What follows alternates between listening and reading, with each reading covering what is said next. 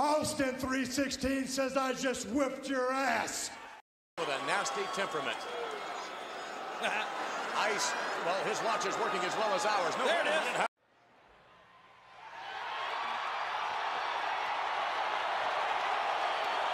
Got your attention? What is the big... Damn! What is the biggest ick? People like wrestling. You can suck my fucking dick! There you go. Word. There's not much to follow that up. That's pretty straightforward. If you don't like wrestling, you're in the wrong place, because we are here for Sweet Chin Music. Got a lot of stuff to discuss today. WrestleMania was last weekend.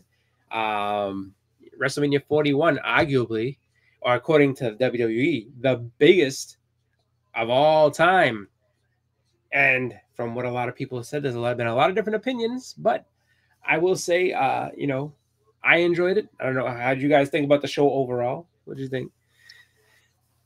I thought they messed up a few things. We can do. Are we going to talk about, like, are we going to break down what we thought of each match, or like what's our agenda? We definitely can. Because I mean, we did make predictions, and I have to say I don't know every single one of mine, but I do know that we all gave our predictions on the matches, and I'm sure it'll come back to us as we go through. So yeah, we could do that. And then just kind of give our opinions, I guess, of each match and what we thought, and then kind of the fallout from after. We got Bleecker Street Comics in the chat. What's going on, Bleak? Got Papa Wheelie in the chat. Say hello to Pop. Don't be fucking rude, Boston. I always greet Papa. I'm happy to greet Papa. So while we do that, let me go ahead and get the match card up, just because, 2-night WrestleMania. I think pretty much the matches for the most part won't mesh together too badly if I don't bring it up, but I know that when it came to the opener, we all know what the opener was. That was Jey Uso versus Gunther for the world heavyweight title. D, what did you think? Hey, that was a weird match for me. Like, one, I think Gunther's title reign has been a little underwhelming. It's been the exact same type of reign that he had with the Intercontinental belt. And then he kind of lost it in the same type of story that he did last year at WrestleMania when he dropped his IC Intercontinental to Sami Zayn. Just big underdog, stopped being afraid, rose up, persevered. And like, I think that they really, for how much time they've invested in making Gunther look like an absolute fucking beast, they made him look really weak at WrestleMania. Yes. He tapped out to his own finisher. I would have been okay if he would have passed out from the finisher. Yep. And he held out strong, but I wouldn't have had him tap. Like, that to me was it made him look weak. Tapping out always kind of devalues the wrestler a little bit. Absolutely. I'm gonna say what's up to Kenneth Bird in the chat. How you doing, Kenneth? Bird. Papa, did you want to give your opinion, or do you want me to do mine, then you do yours? Okay. I will say real quick. Let me put this out there. Absolutely. I'm excited to see what Jey gets to do with the belt, but I'm a little nervous that it could be kind of like Damian Priest's title run last year, where he doesn't make it past SummerSlam, doesn't really get to do much with it, and then kind of falls out of the title picture. So it'll be interesting to see how WWE can help keep him relevant and make his title reign worth it. Because what they did to get him the belt was they made one of their strongest stars look really weak. So they got to do something with it. Yeah. And I have to agree with you on a lot of what you said. When it comes to Gunther, I feel like that, when he has his title, that's the only story they know how to tell with him, is that, like, he's, just they're going to build him as this monster who can't be beaten. And the guy who's going against him has to be, like, basically the whole David versus Goliath thing. And, Goliath ends up winning. Sorry, not Goliath.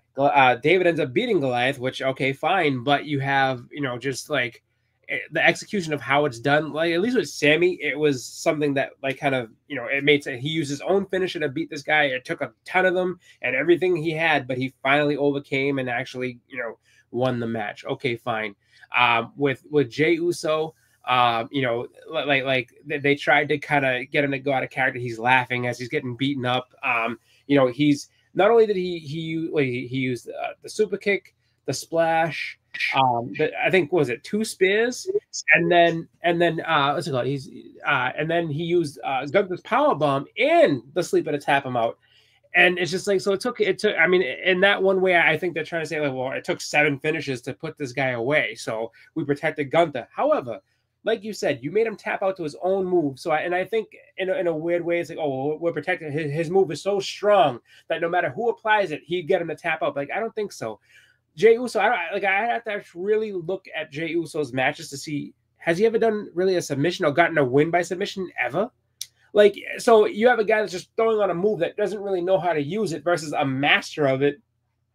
It just doesn't. It was a sloppy finish. They would have been better off had they let him do, I think, the spear into the splash and then just ended the match there. Because at least it's his finishes. Okay, he got the best of Gunther. It's fine, but yeah, I didn't like the way that it. I didn't like the way that it ended. I thought that was kind of just weird and sporadic to have it end that way. And I also agree with you when it comes to Jay's title run. Like, is he going to make it past SummerSlam and actually have matches that make a difference, or is he going to be, just transitional champion?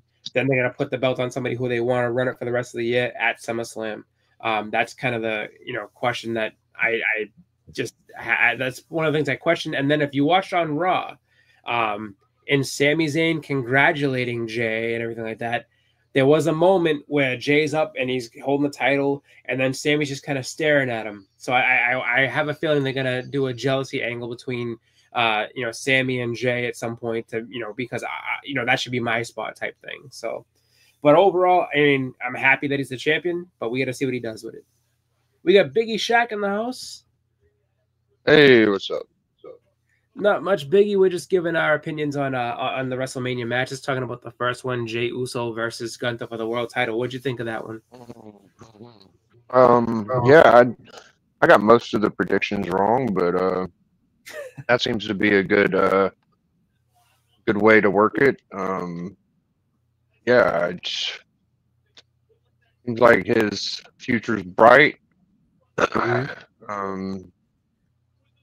I don't know. I think he's a little bit of a tool sometimes, but besides that, he's pretty good. Right. All right. But it was good. Good Right. match. Yeah. What y'all Papa, think? would you, me and Debo said that, we liked it. We thought that certain things were a little clunky. The finish was a little random. That Jey Uso, who's not a submission wrestler, tapped out submission specialist, monster heel that, it's just been a tank every time he's got a belt. So, it was a little strange seeing him lose in that way. Papa, what were your feelings on that match?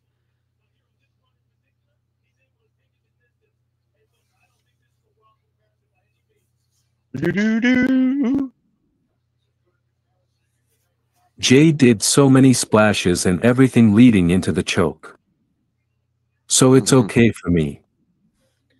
Okay. So you're looking at it from the point of view. So I guess you're kind of going at it with so they protected Gunther, whereas it's like Gunther just got beaten into the ground, and then and probably had no energy left but to tap at that point. I hear what you're saying. We got TM Nerdy. What's going on, TM? Congratulations on moving into your new place. You've been posting up a lot of cool pictures and videos of his new spot. It's coming together nicely, man. So next match that we had was the second match on that card was the New Day versus the War Raiders for the tag team titles. I don't really. That wasn't the match I was really looking forward to. But I will say, I thought it was. I didn't think it was a bad match. I just think that people with it being WrestleMania, they were kind of expecting some interference from Big E one way or the other because of what happened with him in the New Day. And, for the most part, these guys went through. They had a heel version of winning, but, I think the New Day being the tag team champions is cool.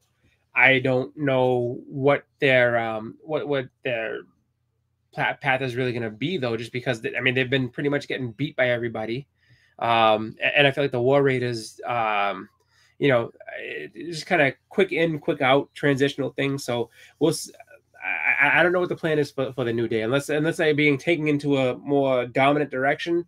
I don't think the War Raiders necessarily needed to lose this one, but overall, I didn't mind it. It just kind of take it or leave it match for me. What do you think, D? The War Raiders to me are like a holdover from like the Vince McMahon creative of WWE, where it's they were called the Viking Raiders for the longest time, and the Viking Experience, and dude, it was such a cartoonish angle, right? Like they're not even real.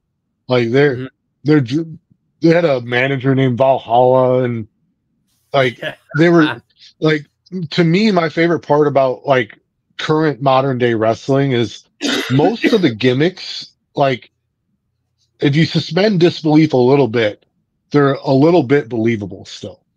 Yeah. Like Gunther is, this guy from Austria who's a tank and can't be beat. And the New Day is a tag team that's been around for a long time, and they had a lot of positivity, but now they're assholes. Like people do get jaded. People do, like, the War Raiders are talented in the ring, especially for their size. It's incredible.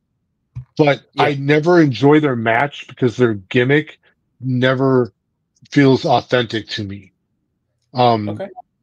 And so I had no problem with them shedding the belts. I did want to see Big E get involved, and I wanted to see him help his New Day brothers and just be their manager and help them get through. But maybe he's not physically capable of that yet. Like he broke his neck. Yeah. So, and I think that is definitely probably the closest thing to the truth when it comes to that, where it's just like, he's probably not medically cleared to take bumps or do anything like that. So they'll just keep him on commentary. But at some point you want to see Big E get back involved. If it's not wrestling, at least maybe like managing, doing something. At the very least, like the spot where they won the title, where like Kofi's hanging on to one of their legs or whatever like that. It's just like, well, Big E could at least do that. I don't think that would cause him any sort of pain, but you never know. But hopefully he comes in and he can be their manager or something. With them, he'll turn heel and do his thing. I don't know. Biggie, what'd you think about that tag team title match? New Day, they're heels now. The other guys, they're like Vikings and shit. I'm good with it, I've been watching them turn for a while. I was hoping that what's my guy's name? I call him Apollo, but that ain't right. That was his name in TNA or something. What's the guy's name? Not Austin. I would say Austin Creed. Xavier Woods. Xavier Woods. Yes. I'm hoping for an Xavier Woods like solo run myself. So hopefully that'll end up turning into something. So that's what I'm hoping for. Yeah. Well, that's kind of where it seemed like it was going to go. Like they were going to split, and then they were going to go solo. So, but it's funny because like I think that for WWE, it looks at them that they do their best work together. So I think they're going to keep them as a tag team for a while. But yeah, a solo run for them wouldn't be bad. Maybe they had that other guy that joined the New Day with Kofi's blessing, and Xavier wasn't down with it, and then he like did like a domestic assault or something and was just completely disappeared. Jones. Yeah, Odyssey Jones. And maybe the split will be better now that they're champs, is what I'm hoping. Yeah, maybe. Papa, what were your feelings on that match? Was it a good match? Yes, but number one cared much. Yeah, I mean, it was definitely like honestly, if you had put that on a pre-show or even if it was held over until Raw, I could see it that way. It didn't feel like a WrestleMania match to me. They didn't have enough build to make it a WrestleMania match, but you know, they just kind of tossed it on there, and because it had a title, you know, and slot them in, I guess, type thing. But it is what it is. I mean, and unfortunately, like night one was kind of lackluster. I'm not gonna lie, but next up, match number 3, which they've been building for a while, was Jade versus Naomi. I you know Jade, for as green as she is, didn't have a terrible match. She didn't really do. I didn't see too many botches on her end. But I do feel like again, this is something that you put on Raw, not something on WrestleMania with the skill level that that Jade has. Like did it do anything really to end the story? I guess I guess they can end that feud for now, just because Jade herself is just she's not the most charismatic and skilled wrestler out there for me. So it's just like it's I don't mind seeing her on, but I think that she still has some work to do before she can have some big programs. But overall, another take it or leave it match for me. What do you think, Deke? So with Big E not getting involved in the tag team match, it made me extra convinced that Bianca was going to interfere in this match and help Naomi win. Yep. And I was really hoping for that because they were kind of hinting at Bianca starting to become a heel. Like, I think in the match that she had, she was kind of like the most heel of the 3. But yeah, man, the match ended, no interference, no anything. Like, 3rd match in a row where there's like really no like shenanigans. And yes, I'll tell you, like, I struggle to watch Jade Cargill wrestle. She didn't have any huge botches, but her last move she put on Naomi before she hit her finisher made me wince because she dropped her pretty recklessly. She did not guide her to the bump the way you're supposed to. And it wasn't just that it was a hard bump, like it just she let her flop, and that was for being that high up. I can't even. It's like she did like a weird power bomb thing, and watching it live made me go, ugh. And then like I could see she was okay. I was like, all right, good. Yeah. I mean, she didn't protect her on the way down, and that's kind of a one of those things where it's just like you said, that it makes you kind of just like, oh wow, okay. But the fact that she got up is great. But yeah, she needs some more work. And whether you write her off with another injury and train her a little better is probably the best thing you could do. But it is what it is. But so overall, you were hoping that there would be more, more to it, like maybe a run into something, which you would have figured there would have been, but there wasn't, unfortunately. Let's see, we got Brian Colley, how you doing? And Y290, what's going on, 90 in the chat? Biggie, what'd you think of that women's match? Jade versus Naomi. I'll tell you the truth, I didn't see it, so I don't really have much of an opinion. Okay, yeah, no, I mean, I got the other 2, it's a good but one not to skip. this one. Good one to skip. Yeah. It was like concession stand for me. Papa, we watched that one together. What were your feelings on that one?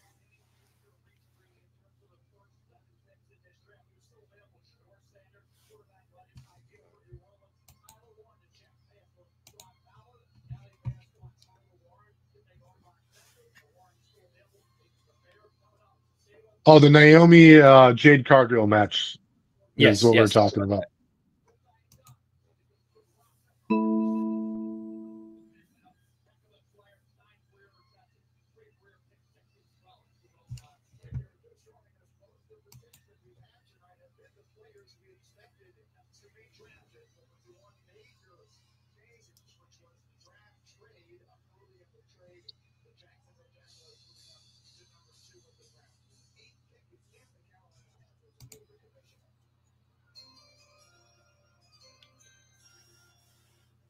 Doo-doo-doo. I don't know who he likes out of them two. Jade need work, but I like Naomi as heel.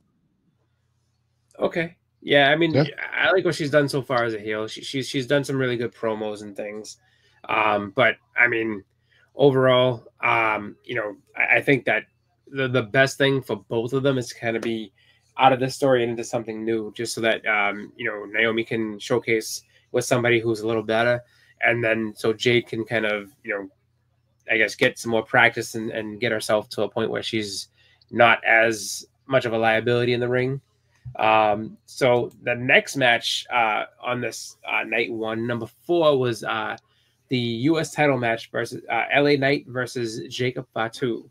I would say this one, as far as the card so far for that night, was a bright spot and something that was kind of a little bit lackluster starting out.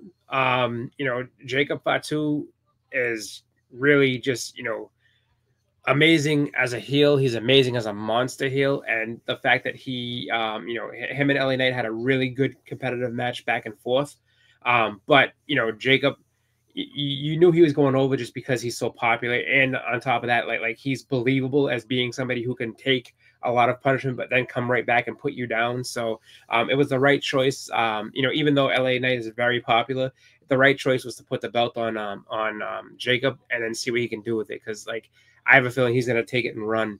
And I was really, I loved that at the end of it, Haku jumped the barrier to go ahead and congratulate him, which is, like, you know, fun to see that whole thing happen, just because it's like, you know, I mean, if for anyone who doesn't know Haku's reputation, he's pretty much one of the toughest guys to ever wrestle. Like, someone that, like, pretty much everybody's like, you know, you don't mess with that guy. So the fact that he jumped over, like, and no security came to try to, like, what are you doing? Like, they knew what was going on. So, but I definitely think that was a great match. And of night one, that was one of the best spots from that, and actually of the whole show. It was really one of the best matches they put on. So, what do you think, D? I think they missed a big opportunity to have Solo Sikoa accidentally screw over Fatu. You know, try and interfere, give Fatu the helping hand. I think that could have carried on a bloodline story and give it a new chapter. Yeah. I thought that the match was okay. They did botch what's LA Knight's move? I forget the name of it. I know what you're talking about though. The BFT or something. BFT, yeah. They botched that one a little bit. It is hard to. It's not as easy as the RKO, like to catch the guy in mid. Like, there's a little bit more moving parts there. But like, I'm a fan of Fatu as well. Like, he's very charismatic. He's very good in the ring. Yeah. I think they've overpowered him a tiny bit. Yes. Like, he can take a little too much punishment and no sell it. And I don't like the no selling. Like, to me, that's like almost like a supernatural thing and they're not spinning it in a supernatural element, but I've seen him no sell some things that you can't no sell. And if Roman Reigns gets hurt by it, Jacob Fatu should also be hurt by it. That's true. Yeah. And I see him no sell some things that gets weird. So I hope that they tone down his invulnerability a little bit, because right now he's a little too powerful. Yeah. And if he's that powerful, then why are you going after the US strap? You should be getting the heavyweight belt and just dominating for the rest of your life.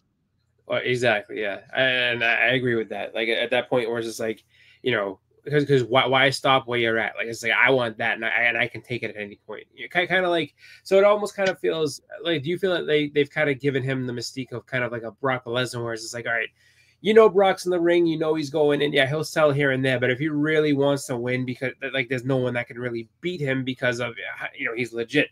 And I feel like they've kind of given Jacob that whole thing where it's like, he's just so tough that you really can't harm him, you know. Biggie, what'd you think of that match? I think that I think Jacob Fatu could use a new look or aesthetic or intro. I think that would force him better. Maybe get away from the I'm a strong Samoan shit and maybe do what The Rock did or Roman and kind of like develop his personality more. And I mean, he's got a lot of potential, but I feel like, I mean, he could probably stay with what he's doing now, but I could see him improving a lot if he would try to make that move, because I think he has a lot of potential. Like he could be a really big. I think he could be a bigger superstar than even Jey. So like, give him some shine, give him a nice rub up of gimmick enhancement or something, then see what he could do. Like, I'm glad he got the belt, but look what Jey did with the whole Yeet thing and going from the Samoan tag team stuff. You know, maybe this guy can get a little bit of that going, and he could be a big deal, bro. He could be a real big deal. Yeah, I can see that. That's what I think. Papa, what'd you think about that one? See, Jacob Fatu is amazing. Fatu is amazing, and I love LA Knight. Yeah, I disagree. Right. So still needs some work. So you say you disagree that he needs work? Oh, no, you disagree. You think that he still needs, just some time to develop into something bigger? I disagree. Solo still needs some work. Well, I mean, Solo, funny enough, I mean, the between the two of them, Solo was kind of like the prototype Jacob in the way that like they try to make him like this bulldozer that you couldn't beat, and then eventually he got beat, and he started letting more of his own personality come out, because for the longest time Solo hardly spoke. He just stared at people angrily, but and then he was the enforcer, and then they kind of gave that over to to Jacob, and Jacob was just scream and yell and everything like that. But I mean, I could definitely see Solo needing a little bit more a little bit more of a pathway to get himself into being a bigger superstar, just because in a way Jacob kind of feels like Solo 2.0, a better Solo, and I think that's what hurt Solo as far as what he was doing with his bloodline stuff, because it's like this guy's kind of better than you, and he's doing your act better than you are, and that kind of leaves you in a spot that doesn't really give you much to grow with. But let's see, in the chat, Brian says, can we see Jacob Fatu with a manager? I mean, you could. I don't think he needs one, though, to be honest with you. I think he would be fine on his own. I think a manager just kind of would convolute things for him. Let's see, what do we got next? So next is the shortest match of the night, which was El Grande Americano versus Rey Fenix. Well, I mean, this again was another Raw match, and funny enough, it was it got just under 8 minutes is the amount of time that they were given to go out there and tell a story. So you have a brand new debuting guy in Rey Fenix, who's coming in with a lot of fanfare and everything, coming over from AEW and everything, and then he loses in basically a squash match to El Grande Americano, which I don't know if that's necessarily the right call, even though he lost because it was the metal plate or whatever like that, but it didn't make Rey Fenix look all that big. It made him kind of look stupid and weak, and I don't know what the future is for Rey Fenix, but that match definitely wasn't a WrestleMania quality match. It should have been a little better, and the two of them, they put on a good show athletically, but as far as that, I just don't see where that kind of came from, where you just wanted to have your new big signing just get beat pretty badly at WrestleMania on like the biggest stage. So I was not a fan of that match. I think that they, rather than let Rey Fenix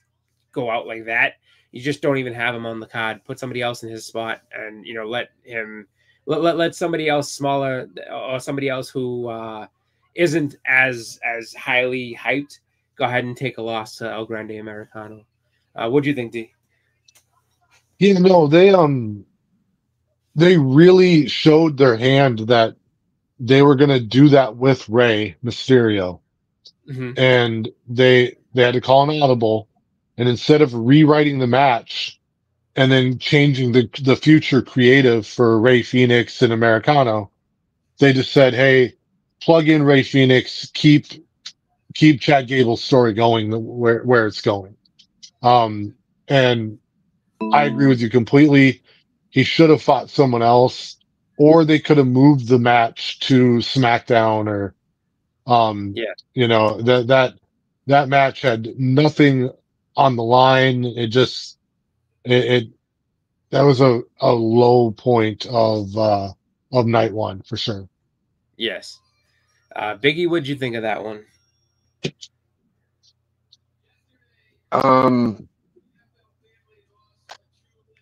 I'm kind of bored with it all with that one. Like, it wasn't that great. I think the gimmick's getting the whole mysterious, this guy, that guy, and all that stuff. I don't know, dude. Like, I'm just not super into the Gable. I know everybody's kind of high on him, but we'll see. I was actually hoping that he would lose to Mysterio, and that would be the end of it, but I didn't get that. So yeah. I mean, that was one of those audibles that they called, and just because when we discussed it on the Thursday prior, like you know, like it was going to be Mysterio, and then they you know went ahead and made a different call heading into the show. So yeah, I mean, you know, I don't know. I just feel like it was a wrong call, but that's just me. Papa, what'd you think?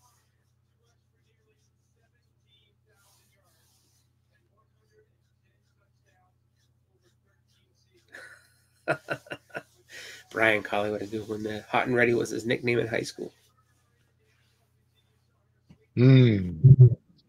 Sexual. They went a while. Plus that match got thrown together cause OG Ray got hurt. I think that match would have been so much better if he didn't get hurt. Yeah. I mean, just the way I look at it, you had so many different people you could have just tossed in there. Like you have all the LWO guys and stuff like that. Like just put one of them to get like Dragon Lee. They've had no problem with making him look pitiful. And if he's able to go, okay, let Dragon Lee get squashed. But I mean, just Rey Fenix getting squashed seems like just a bad call.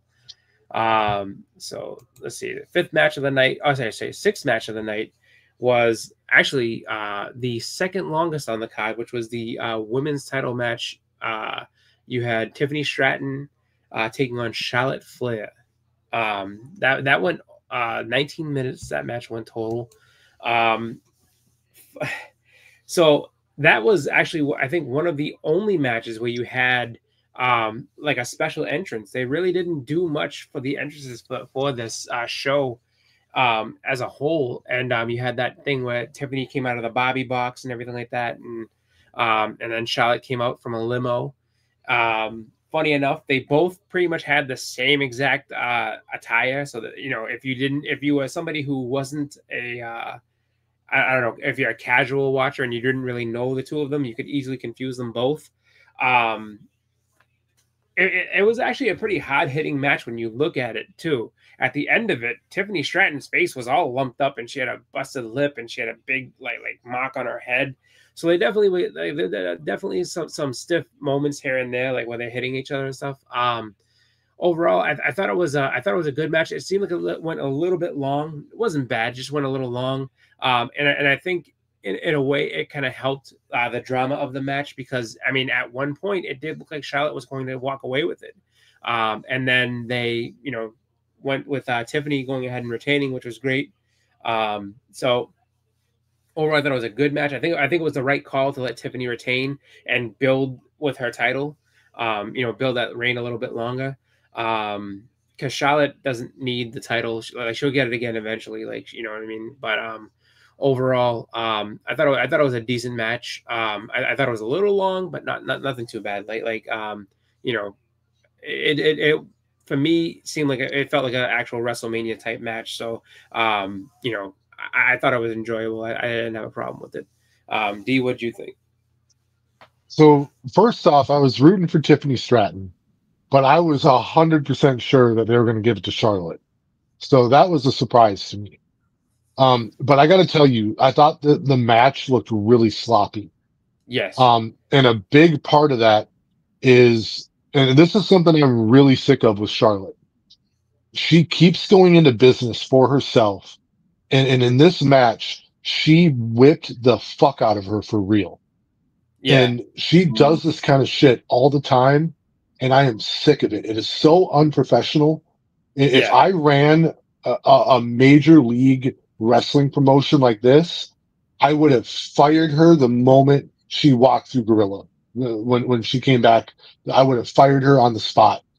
The fact that she can do what she did and just rough her up and fuck up her face and those are from hits. Those are from shots. And because of how stiff she was being, the match got clunky and it looked awful and it looked off pace.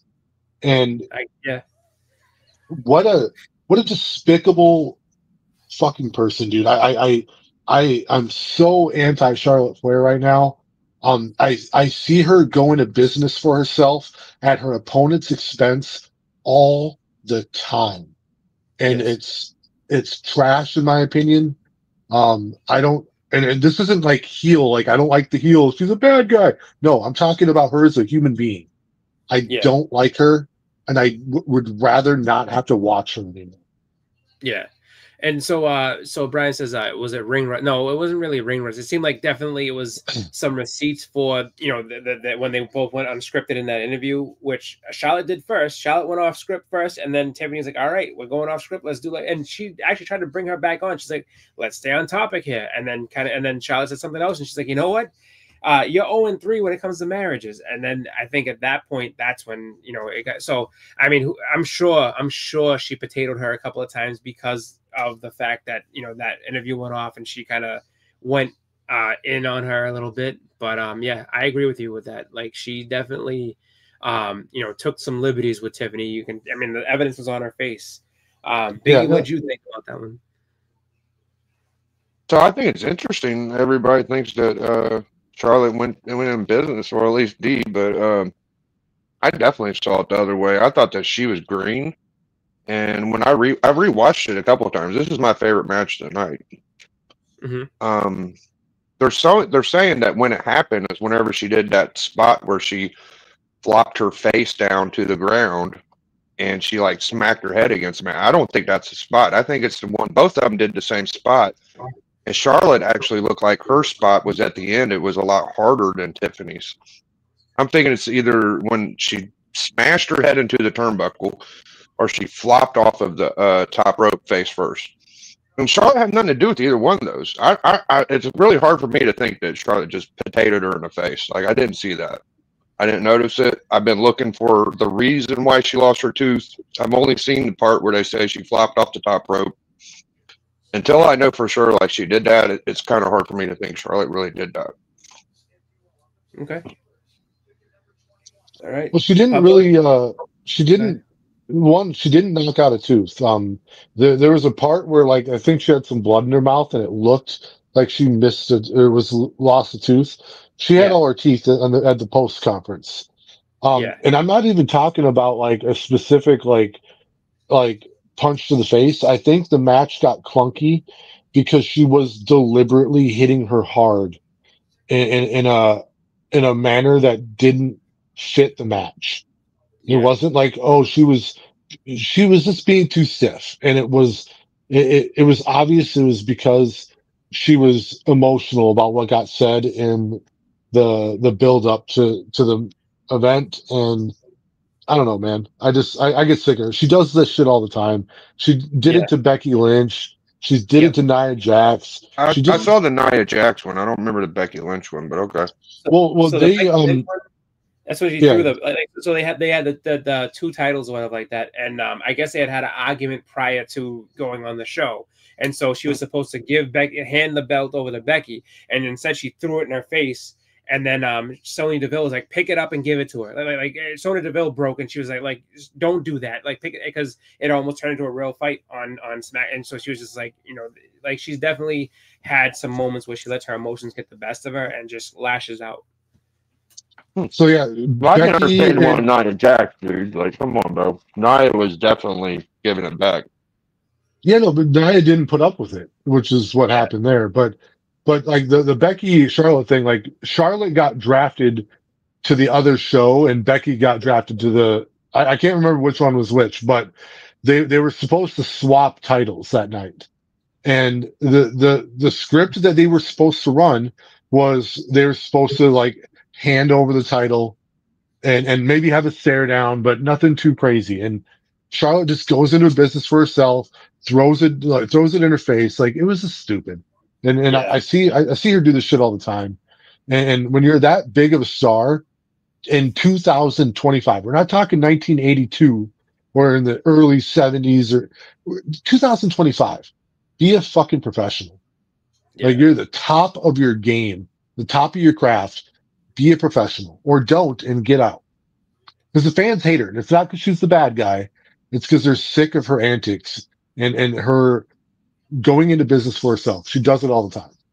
Mm. What's up, K-pop? K-pop says there's some questionable outfits. Some of that stuff will rip your skin off. Yeah. And then she's saying that Raw is coming to her area in July, so maybe we'll get a K-pop live show from the Raw. Nice. Yeah, Papa, what'd you think about that match? Because I know that was definitely one that you were looking forward to. Tiffy needed to win. Charlotte don't need it. Charlotte is getting real heat, like the "we don't like you no more" heat. Mm-hmm. Charlotte plays politics. I mean, I'm not sure how much of it is her playing politics per se. Yeah, she didn't win those politics if she was, but okay.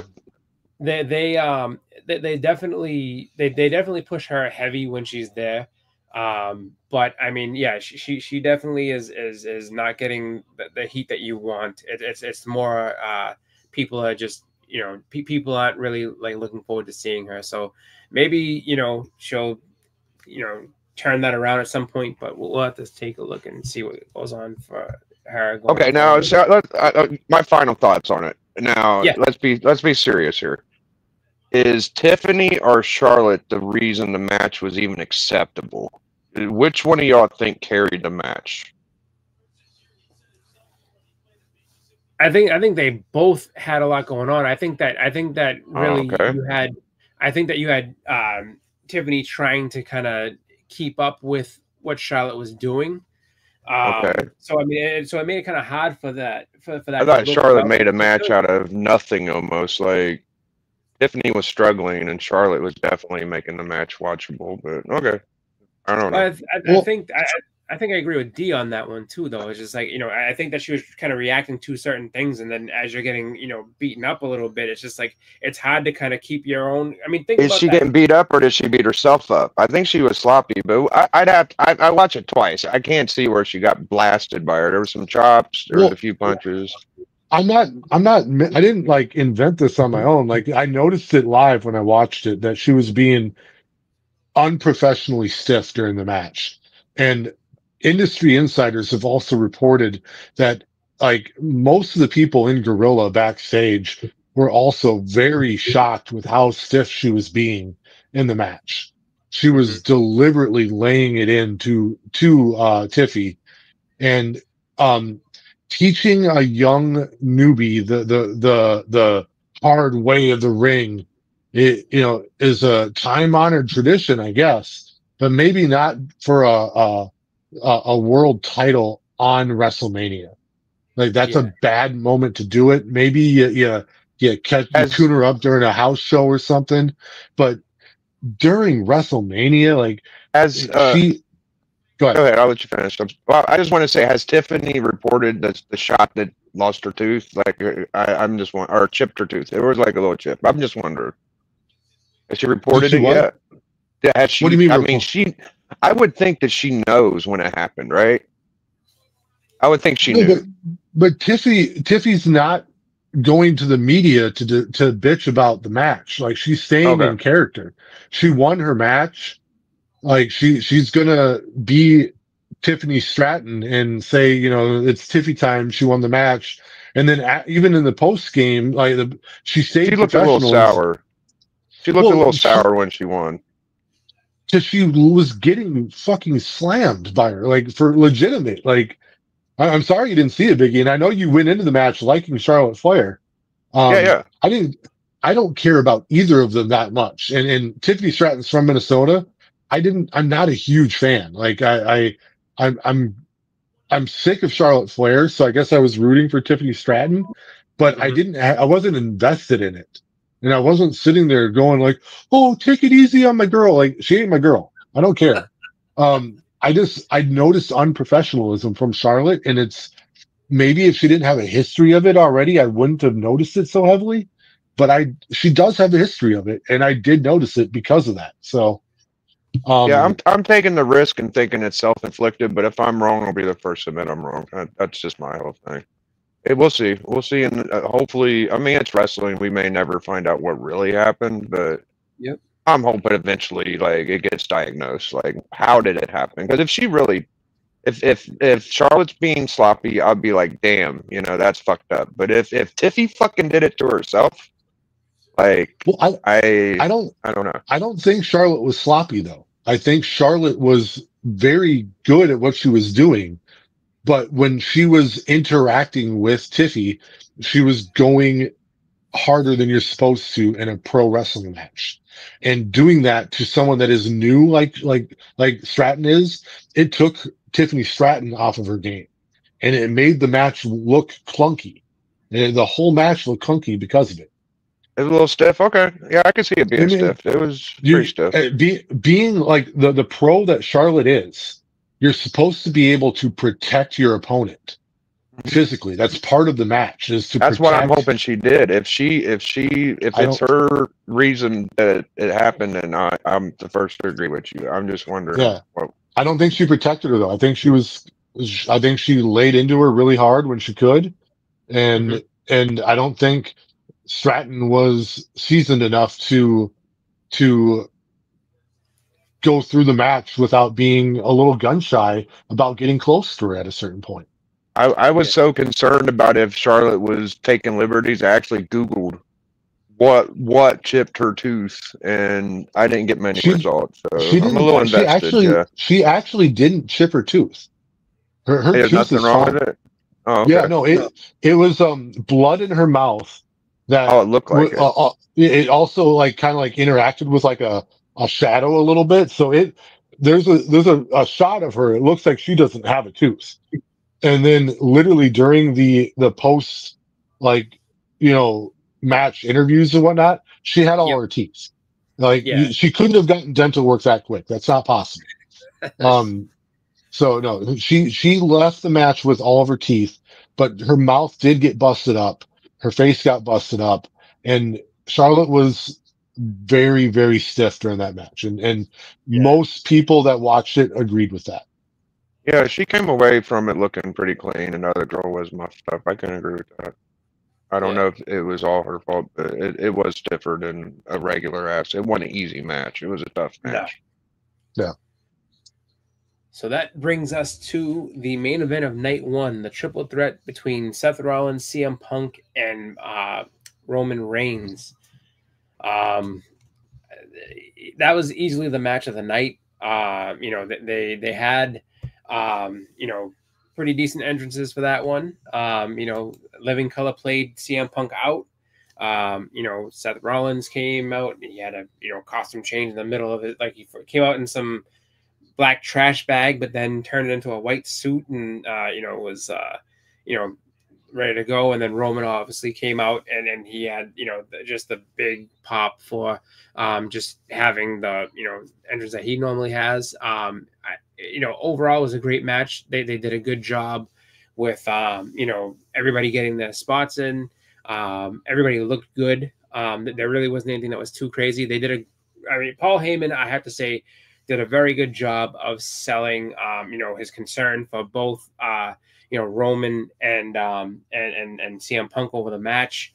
And that's when you get to the finish where he gives the chair over and he gives it to Punk, and then you see Roman's face just sink because he's like, you betrayed me. And actually Roman did a good job playing on the emotional side of it too, when he was beating on Punk and yelling at Paul Heyman about this and that. And then of course you have the low blows to both Roman and to to CM Punk, which it seemed as though it was going to be like after after CM Punk got low blowed and then Roman had the chair and everything like that, and Paul was like at that point I knew that D was right. I was like, oh wow, so D predicted that when he said, what happens if Seth wins and it ends up being because of Paul Heyman, which I initially didn't think it would have gone that way. I thought it was CM Punk the whole way through.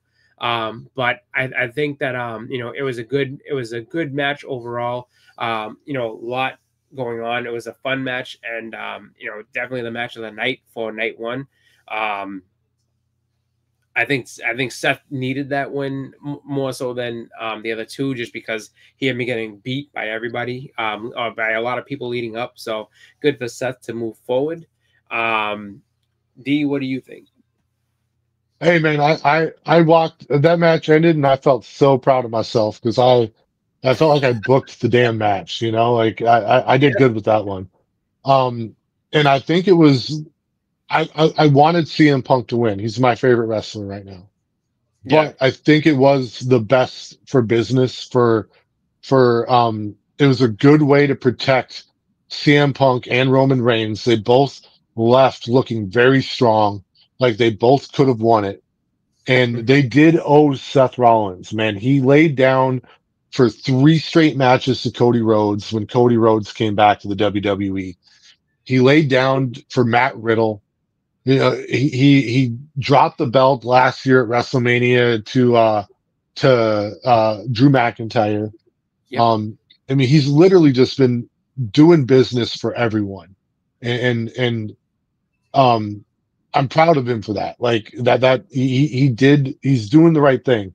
And I think this is a real example that makes me like, and I'm not going to go back into the last match too much, but Seth Rollins legitimately hates CM Punk.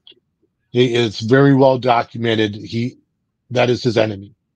At no point in that match did Seth Rollins put CM Punk in any type of jeopardy or go overly stiff. He was still a pro the entire match. And I thought it showed class on everyone that wrestled in that match. I also thought that the final low blow to Roman Reigns was a little botched, because the chair got in the way, and then he started like jerking him off a little bit and tickling his he tickled his taint with his forearm a little bit, which is a little weird, but no,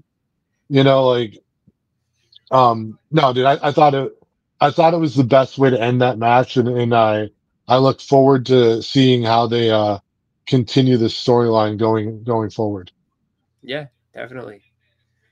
Biggie, we watched this one together, so like, and at the time you had some pretty good analysis and opinion on it. So what were your thoughts on that one? How did you feel about how that went down? Well, I picked Roman to win, but when I heard D say his thing, I completely agreed with D that was probably what was going to happen, because that's the way it was shaping up. Like, a lot of people were noticing trends and looking at how it was going, and it definitely made sense what D said. It was spot on. And when we watched it together, I was like, see, D called it. And that's, and I was happy for D too. I felt like it could have been okay if any one of them won, but you're right about Seth was definitely putting all the other guys over before him, and he's a good worker. I'd say he's a top 5 worker now. I used to think he was a lot more dangerous in the ring. He definitely had that stigma for a while. He hurt Punk, he hurt Sting, he hurt a few guys. So I just thought he was dangerous for a long time. But in the last couple years, he's definitely shaped up, and he's a good performer. The biggest match he put over somebody was that Raw Punk. I think that's the biggest match in the last year. That was a really good one. And good for him, man. You know, and then I think Monday Night Raw with Breaker joining with him, that's leaving potential for more stuff. I think he's doing a better job of getting a stable than actually Cena is, which is interesting right now. Like the Paul Heyman, Rollins, Breaker's looking more like the NWO than the Cena Rock stuff going. So I don't know, man. Fun. For Braun, one more thing. I liked Punk's yellow trunks and his macho elbow drop because Hogan with the yellow. But I just wanted to put that in. That's all. You know what? I'll say what I was gonna say till we get to that Intercontinental match. But Papa, what did you think about that one?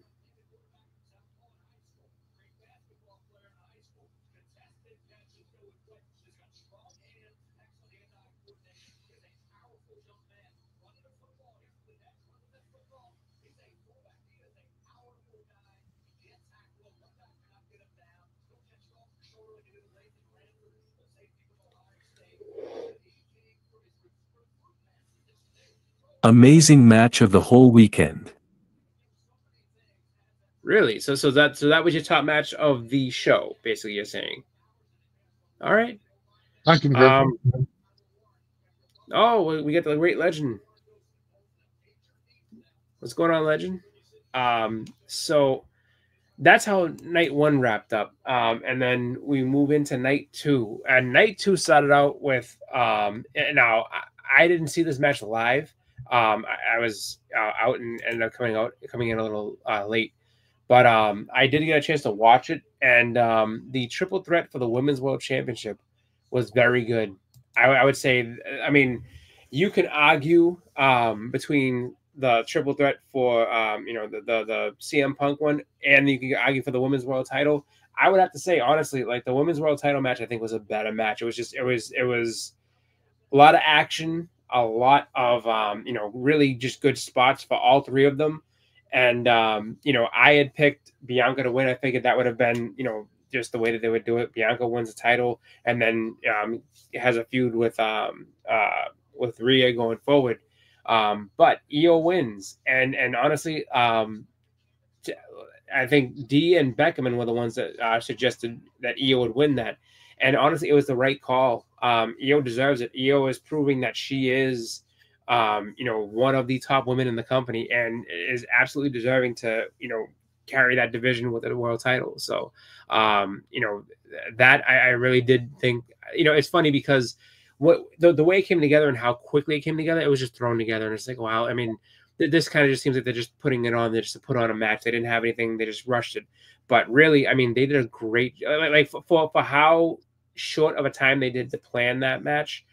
They knocked it out of the park, and they really did earn their spot on that card, even though it was an opening spot. Like they did a great job, and I would say that was probably the match of the whole 2-night WrestleMania. That was probably the best one. D, what'd you think? Oh, it was definitely up there for me. Like, I think I'm more inclined to say that the main event of night one was my favorite match. But they played up nostalgia. They had, the Shield where they were getting ready to powerbomb Punk through the table, and you thought Roman was going to do it. But this match was good. It's what I thought it would be. I think they really missed out on an opportunity to make a bigger storyline with Naomi. Whether Bianca would have interfered in night one's match or if Naomi would have helped Bianca in this match. They could have done the whole thing where Naomi helped her win, but Bianca didn't know it. And then like they were in cahoots all along, and it can't come. There's so many cool ways they could have went with that. Naomi, not Niobe. We're talking wrestling, not comic or YouTube comic personalities. No, I'm glad Io Sky won it. And yeah, it was a fun match. All right. Biggie, I don't know if you got to see that match or not. If you did, what'd you think about it? What was it again? I had to make a phone call. Who was it? So it was the triple threat of Io Sky, Rhea Ripley, and Bianca Belair for the women's world title. Yeah, I missed that one. I'll just skip that one. I'm sorry. All right, no problem. Papa, what did you think about that one? I know it's got a lot of women, so you were all about it. But what did you think overall outside of the eye candy part of things?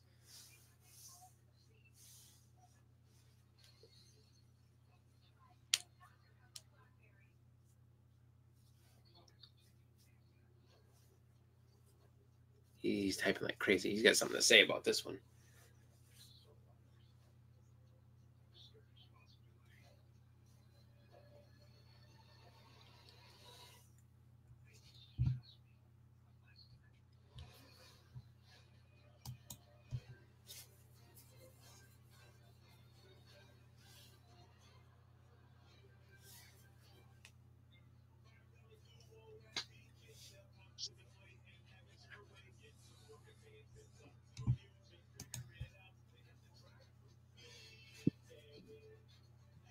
The girls were amazing. I am with you. The men triple treat and women's triple treat is 1A and 1B. Yeah, no, those definitely were, I think, the better matches of the card, or the two best matches of the card, I would say. But yeah, I mean, like that I would say. So if I had to give it if I had to give it a, I guess, match listing, that would have been if it was WrestleMania 3, that would have been the women's triple threat was Randy Savage versus Ricky Steamboat. Like I didn't expect it to be as good as it was, and it was great. Oh, hey, how's it going? Oh, I think you're muted. Hey, your mic's not working yet, brother. You're no audio. We don't have any audio for you. All right. There we go. Gonna get the headphones in there. With the 12-foot cord. Jesus. All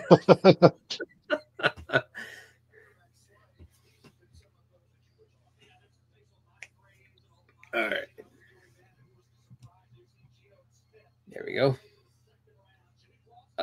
Nothing yet. So you got to go to settings, and then after you hit settings, you would want to hit the audio button and then change your audio source from there.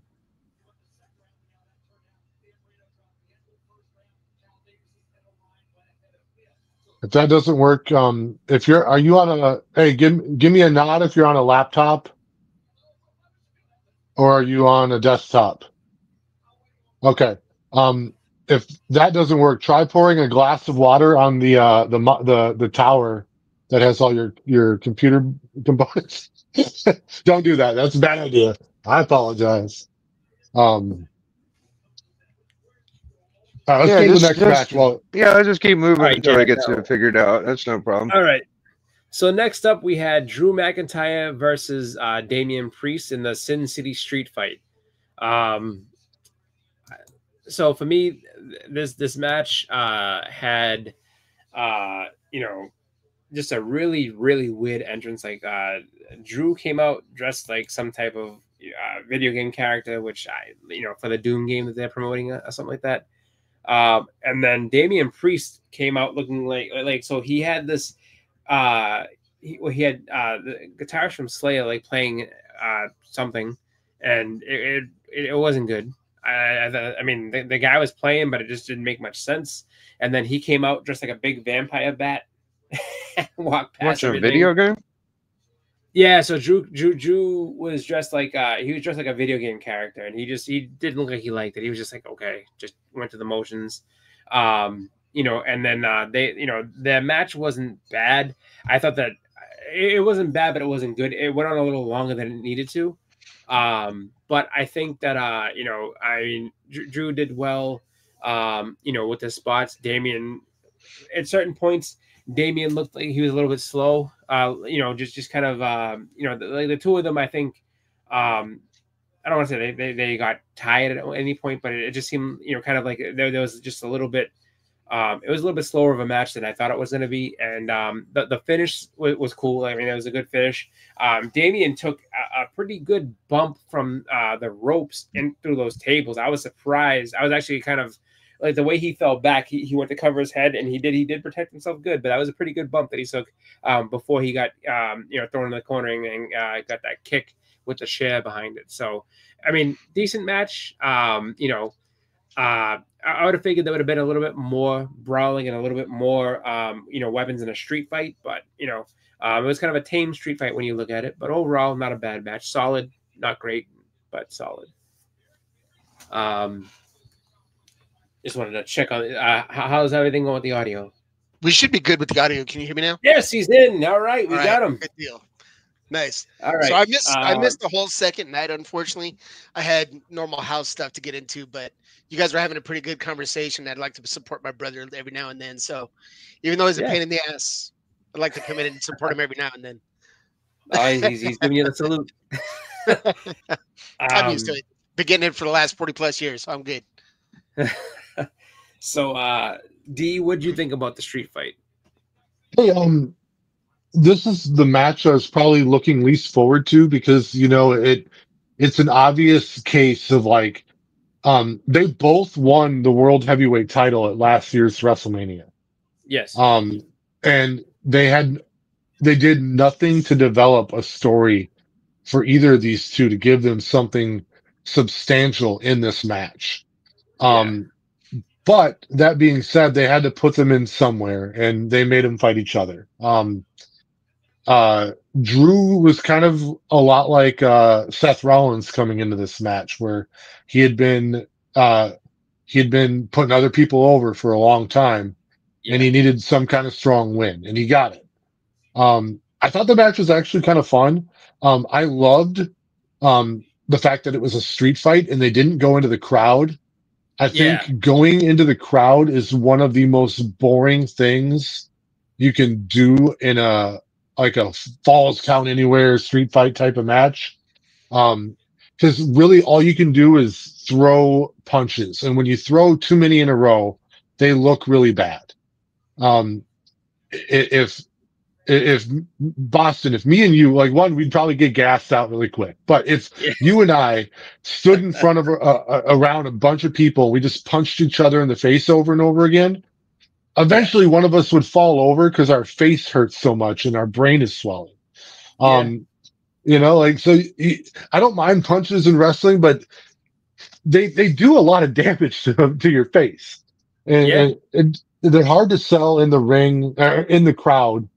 You don't get the camera angles. It looks bad. So I was really proud of them for staying away from that.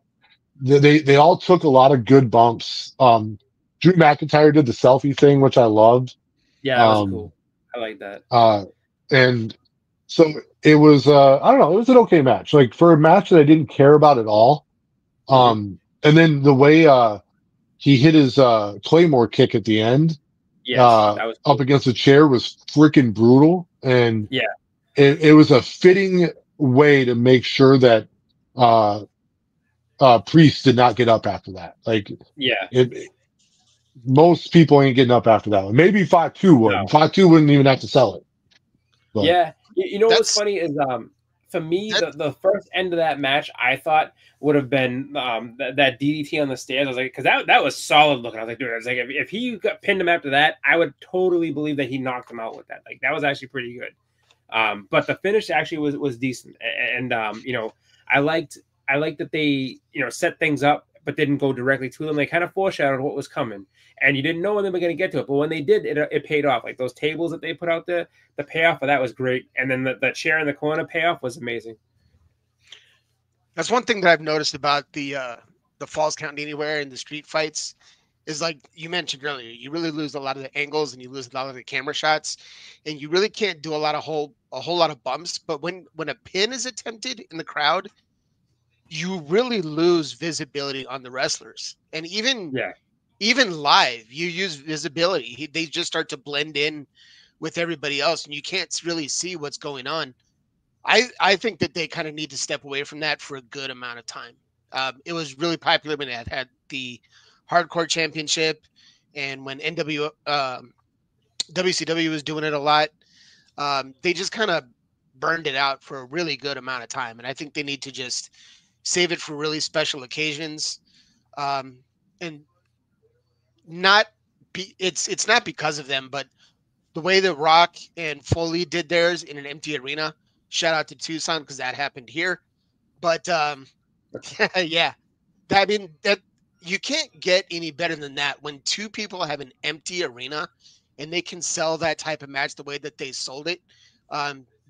WWE kind of jumped the shark on that one, and I don't see them going back to it anytime soon and having any amount of impact. Biggie, what were your thoughts on that one? On that Damian Priest and Drew McIntyre match?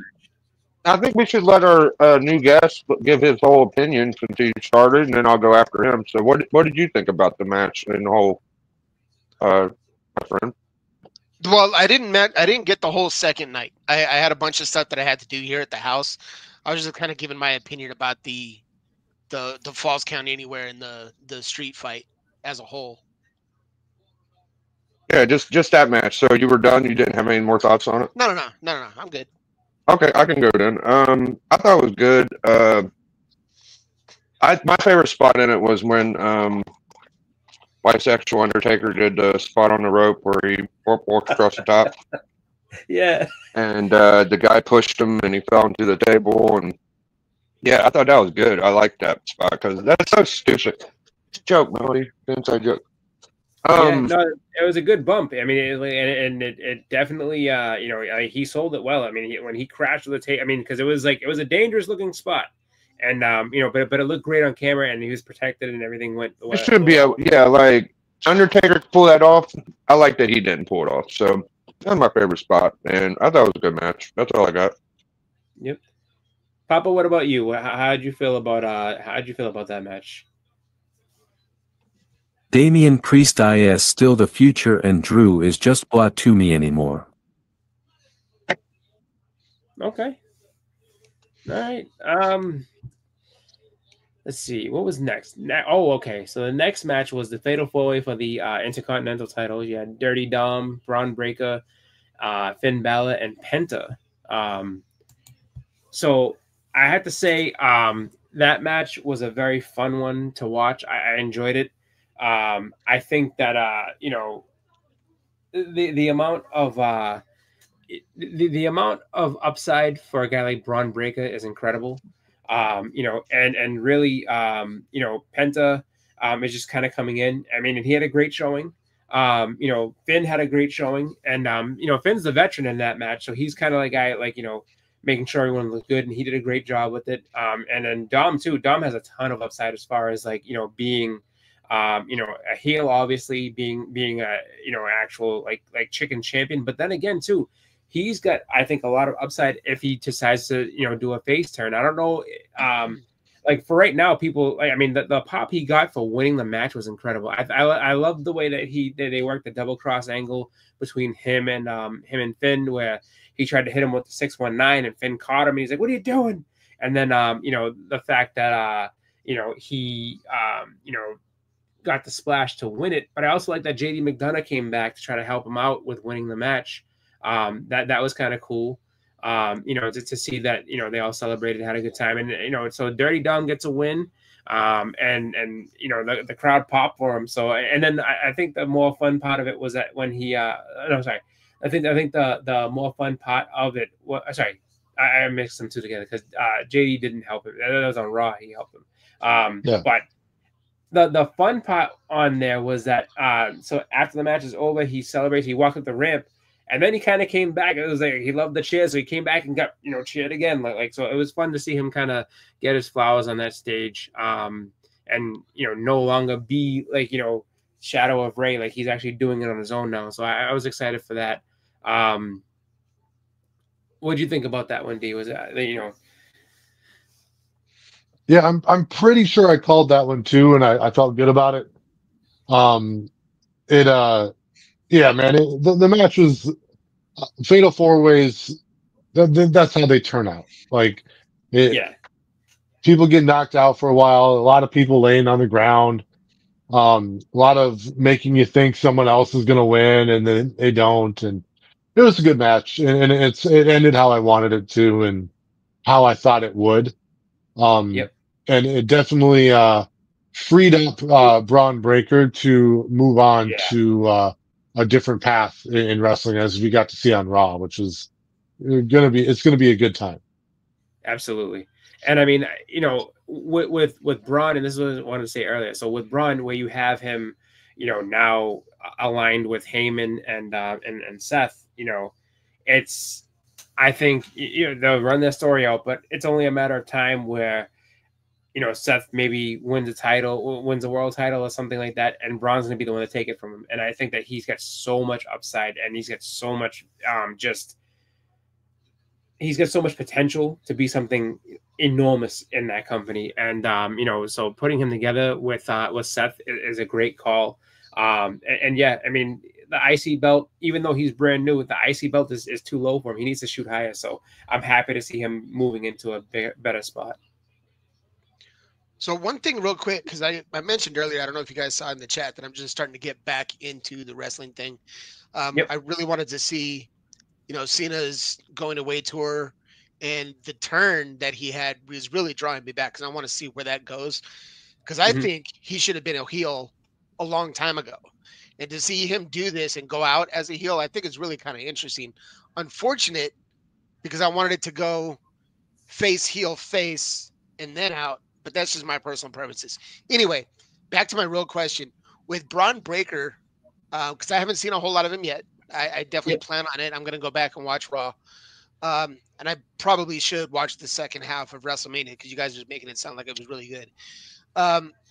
Does he have any callbacks to Rick and Scott in his wrestling repertoire, or is he really trying to show up on his own? Well, he does the barking because his dad is Rick Steiner. So yeah, he does a really great Frankensteiner. He does money Frankensteiner. You know, go back to the old Steiner Brothers stuff that they used to wear. You know, he does the Frankensteiner, like top rope Frankensteiner. He's, you know, so he does that for his uncle. So he's got a lot of you know, both Steiners ingrained in him. I mean, he's as strong as Rick and as athletic as Scott was. He's like almost a perfect combination of both of them. That's why I say he's got so much upside. You know, just he's actually really fun to watch. How's he on the mic? I'm sorry. How is he on the microphone? He's not terrible. He's not bad. He's not great. He's kind of middle of the road. Like, you know, a little bit of work with him, but like, I mean, he hasn't done a promo that's ever made me be like, oh God. You know, so he's pretty decent. I think he's not polished, but I think he's got a good like he can do promos on his own. Needs a little bit of time, and putting him with Heyman is perfect, because Heyman will teach him how to do a good promo. Oh yeah, absolutely. Did he come through the Performance Center, or was he an NXT guy? So Matthew's saying that he came through the Performance Center. Okay, cool. So he's definitely a homegrown talent of theirs. Went right from college football to wrestling, so he's one that they're going to cultivate and make a star. He did do a fantastic promo leading up to WrestleMania at one of the WrestleMania events in Vegas, where he duplicated his uncle's math skills. Oh, the math, yes. He duplicated, there's 25% chance. But then, you know, that Dominic Mysterio, and then he did the whole thing. It was really good. And he right now his gimmick isn't the microphone, which I think is kind of like Brock Lesnar when he first came into the ring. And Lesnar really didn't get good on the microphone ever. You just got used to him on the microphone, so you didn't hate him. But Braun, he doesn't need the microphone. His is about impact, force, athleticism. And to answer your question, Rick and Scott were both great athletes, but I think Braun Breaker uses his athleticism way better than they ever did. He is such a talented athlete, and he really puts it on a display really well.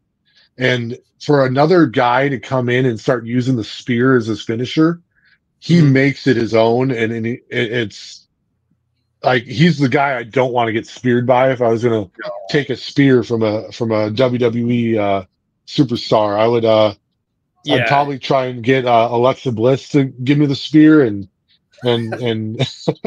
but yeah. Well, the thing is, and honestly, like this is what I can say about his spear. It's like, so when he goes to tackle somebody, it's like, so when you see anybody else, you have a little bit of time to think about it, where it's like, okay, I can kind of brace for this, but with the way he hits the ropes, you don't have any, like if he does it the right way, you have no time. He's just gonna, I mean, it's just like you blink and he's there on you. It's like, oh my God. It's like, I would never, even if he's like, I will totally protect you, you will not get hurt, trust me. I don't trust him at all, because he would cut you in half. He's so quick.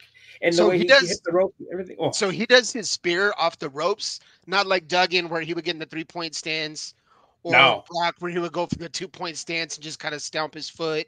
So he goes off the ropes and does it?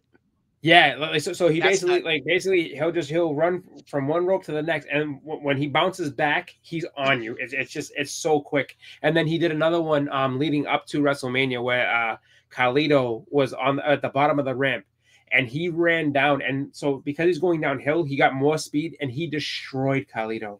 So much so, like, Carlito went on Twitter and put a thing about, like, because they were like, oh, he killed Carlito. And he's like, my family would like privacy in my moment of my death. And he played into it because I mean, if you saw it, the way it looked on television, it was incredible. Like, he destroyed him. I'll go back and look at that. Sorry, I don't mean to be hijacking the stream here. No, it's not a problem. Not a problem. Biggie, what'd you think of that one? The 4-way. Yeah, we enjoy having guests. Anything you want to do, dude. Or mi casa, su casa. I enjoyed I think the best part of it was when he ran back in and celebrated. We didn't get many moments like that, you know? Yeah. Like the matches before. He was savvy enough to soak it in, and I think he recognized how important it was. I tell you what I was thinking when it happened was it would have been really nice to have Ray on the card and possibly win, and they both could have had like a fucking moment, you know, but that's what went through my mind. But I don't think I picked him. I can't remember who I picked. That wasn't really a match I was too into.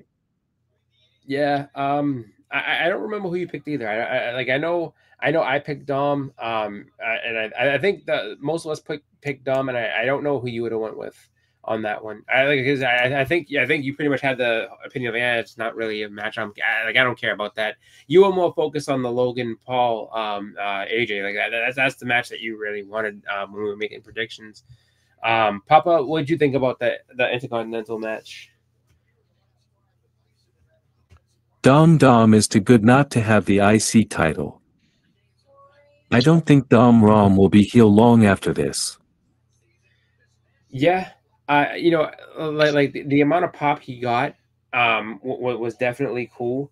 So I mean, you could easily turn him babyface. I think that you know, it's going to be fun to see him be kind of like the chicken heel, but then he's going to have to kind of, you know, man up and be like, no, I'll defend this. You know what I mean? So it's storyline wise, they have a place they want to go with that. I feel it's just, you know, getting there is going to take a little bit of time, but you know, who knows? Like, I mean, do you guys think that maybe by SummerSlam or after SummerSlam, maybe Dom is actually a babyface, and I guess the Judgment Day would be done by that point? So how much, that's actually a good question. How much time do you think the Judgment Day has left as an actual group?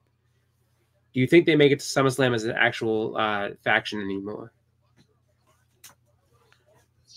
I think they start to unravel leading up to SummerSlam. Mm-hmm. But I don't think Dom goes babyface just yet. Like I think this is what happened at WrestleMania was they were excited for him because they recognized that he has been putting in real work as a heel. Yeah. And him getting a belt, a serious main roster belt, was a big deal, and it wasn't like, hey, he's our favorite wrestler now. It was just, hey, good job, kid. Like you're starting to creep out from behind your dad. They're still gonna boo him, and I guarantee you they have ways to continue to have him get that heel heat going forward. The pop isn't going to last for him, even though people are not going to be mad that he has the belt. Like they'll still love to hate him. Gotcha. So I've got kind of a distinct opinion about Dom. Mhm.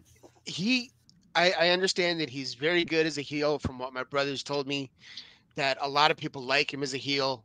But to me, if I just turn on the TV and I look at Dom, not knowing what his character is, not knowing what his wrestling ability is, not knowing his lineage as far as who he came from, being Ray's son, I would look at him as totally wearing a costume. Like his long hair / mullet, beard, it looks very forced. Like they told him, you have to have these elements if you're going to get over as a heel.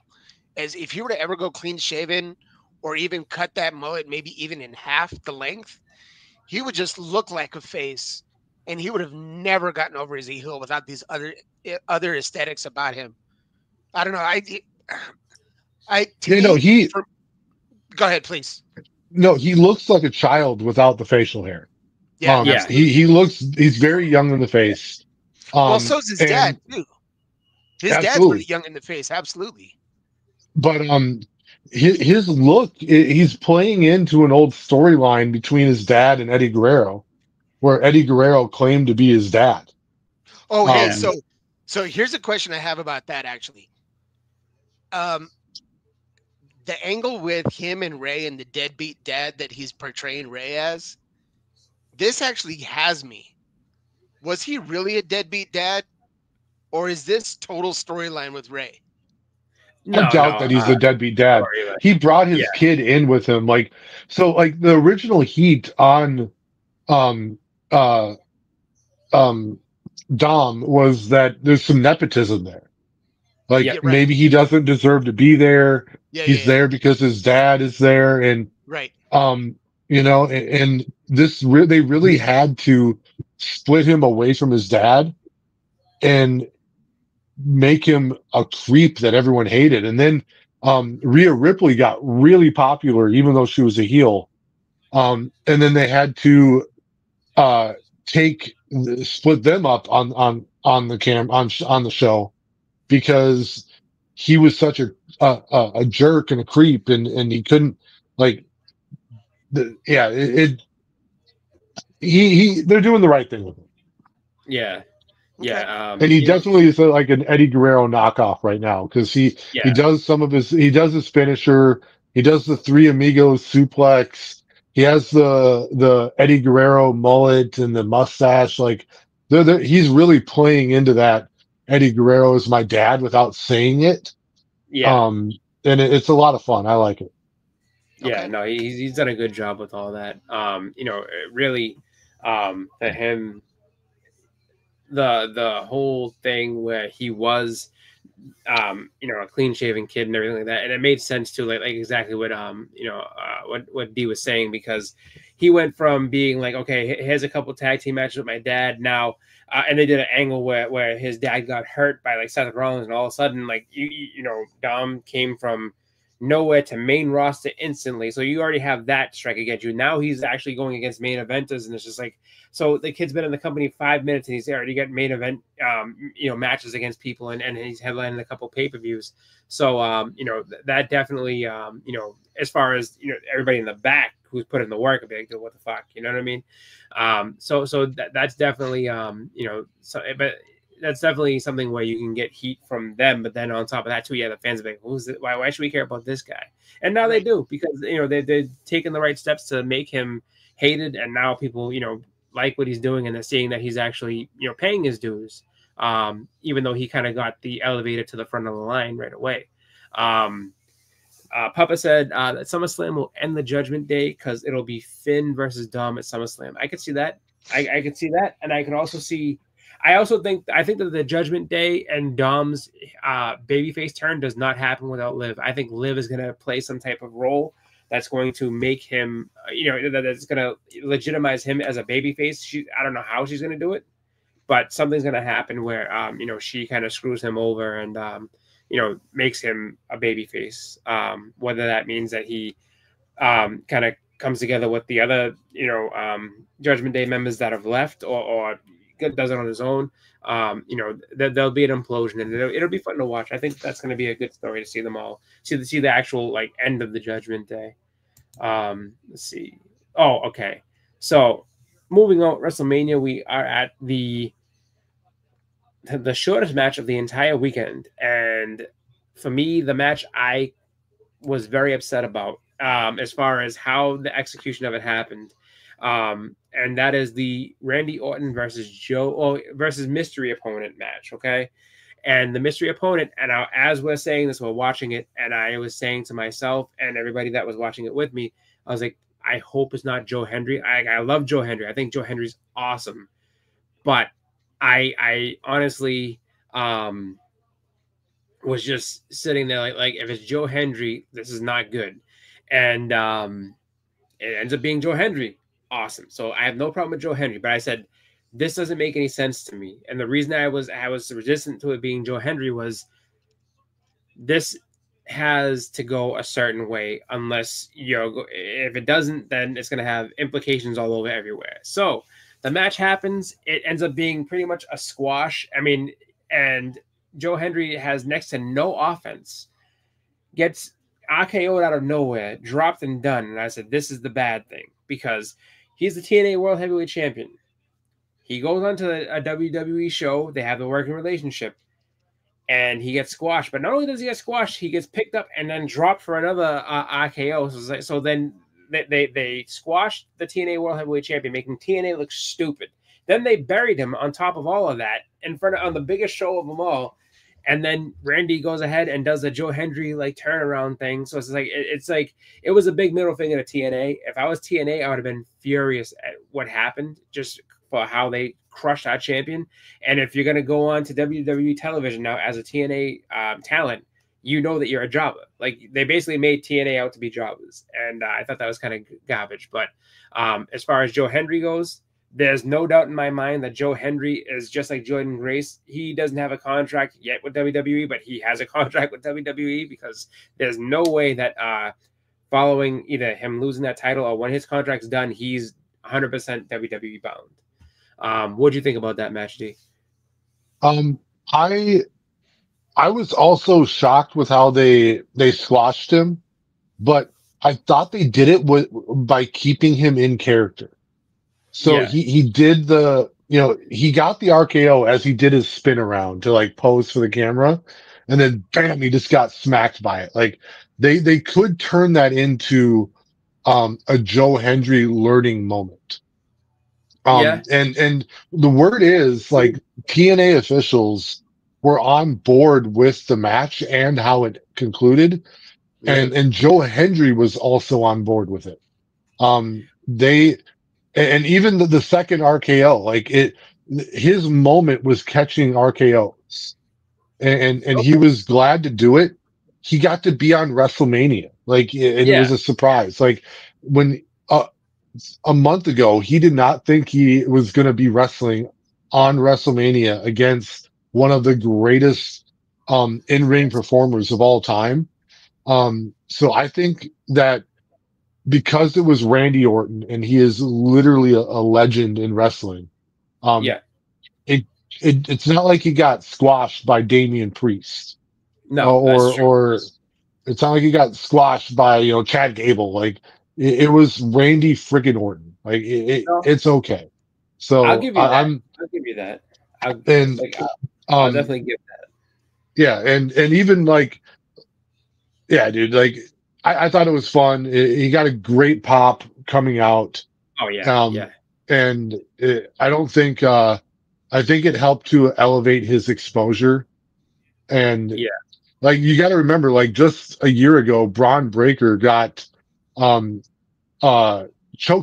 by Undertaker in the middle of the ring. Like, it wasn't a match, but it was a complete squash of his character.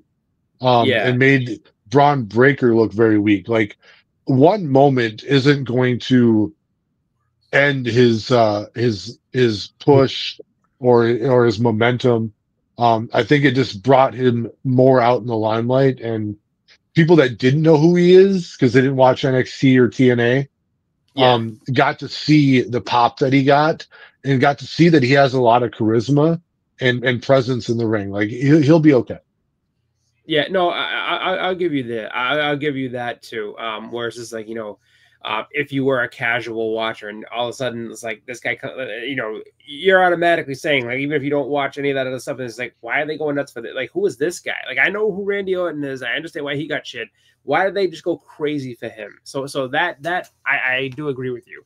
I just think that from on that night, my thought was like, if you had it be like, okay, let's say Joe Henry kind of surprised him a little bit and got a near fall. All it would have took is like one near fall, one or two near falls, and then all of a sudden, okay, blam, he gets hit with the RKO and he's done. Oh, that at least made him look a little bit more competitive. So that was the only thing I was like, I wish it was a little bit more competitive. But I mean, for Joe Henry, there was nothing but upside. Like he's set. Like, I mean, he's got a spot on the main roster. He's got a spot in WWE. Maybe not main roster, maybe a main roster, but either way, he's 100% in. And like, it's funny to me because I know that MJF had been touting that, it was going to be the bidding war of my contract. It's like, as soon as they got wind of Joe Hendry and what he could do, MJF is done. MJF's not even a second thought with WWE right now, just because they have Joe Hendry. That's all they need. Papa said that's how you get major eyes on TNA. You know what? I do have to agree with that, because there's a lot of people that probably don't watch TNA or don't even really know what it is. So I will agree with you there. He said, plus you got to remember that Joe was only there because Kevin Owens was out for the neck issues. Absolutely. Biggie, what'd you think of that one? Because it was a quick match. I don't know if you had any thoughts on that one, whether you liked it, didn't like it. What did you think about that? Yeah, I watched all the rest of them. I'm gonna shoot through my last three opinions real quick because I'm going to bed. It's a school night, but I kind of reminded me of whenever Warrior squashed Triple H a little bit. All right. Yeah, and Triple H ended up making a career out of it somehow, Yeah. So yeah, no, I understand that. That's actually a good yeah, he did all right. I was kind of glad to see him. And you called it, dude. Like you said, fucking injury, and I was just like, oh, that would be good. And then sure enough, it was injury. So that was kind of cool. You called it, right, Chris? Yeah, I figured it would be, just because I didn't know, and honestly, like, he was one of the few surprises in a WrestleMania that going back. 40 had a bunch of stuff going on, and 41 didn't have many surprises, but Joe Hendry was definitely one of the big surprises that came out. Papa, did you have anything else you wanted to add about? No, I'm gonna go through my last two, and I'm gonna get out of here. So I'm tired of AJ Styles getting squashed. I'm tired of him just putting over people, and that was an annoying match for me. And the John Cena shit was like not the way I've seen it, but it's probably good for Cody. Cody will probably get a little bit more attention now that he's like working, or he's going through some kind of tough time. Like, I can see why they did that, but yeah, I'm gonna head out, man. I'll catch you on the next one. Thanks for having me, and I'll try to watch from the chat, but I gotta get going. So thank you guys. All right, thanks for coming on, man. Later, boys. Take it easy. Have a good night, man. Let's see. So with that, the next match on the card was the Logan Paul and AJ Styles match. I will say overall it was a very solid match. Logan Paul, if nothing else, no matter how you feel about him, as far as whether you feel like he paid his dues or he didn't pay his dues, he is a natural when it comes to wrestling. He's so athletic and he does a good job. So I know a lot of people will be like, having him on there kind of exposes the business, and that's actually kind of funny. It's almost what Karrion Kross had been saying to AJ Styles, kind of leaning into that, what people say about him. But you can't deny that he's got the athletic ability to pull off a lot of the stuff that he does in the ring, and he makes these really, he has a lot of great spots and matches. Overall, I think the match was a solid match. I mean, AJ and him, if you're going to put him in with anybody, AJ Styles is probably one of the best people you could put him in with, because they're both super athletic and they're both very good at what they do. I thought the spot where you had Karrion kind of come down and try to slide the brass knuckles in was funny, for the mere fact that as you watch that, so this is coming to the finish of the match, he just take the brass knuckles, hit him with the brass knuckles, and the referee is just standing right there watching him, and AJ declines, throws the brass knuckles away, and then ends up losing. He hits Karrion Kross. It comes back in and gets dropped by Logan's finisher, which is a pretty cool finisher. Like he had that.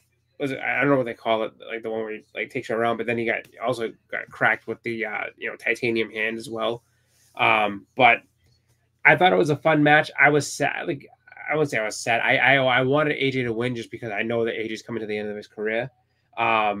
It does elevate Logan Paul. It makes it's kind of one of those deals where the guy you wanted to win didn't win, but overall very solid match. I liked it. I thought it was good. D, what did you think about that one?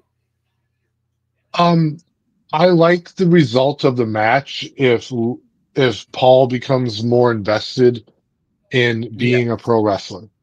If he is going to continue to be this, 3, 4, 5 time a year wrestler, that gimmick is very old.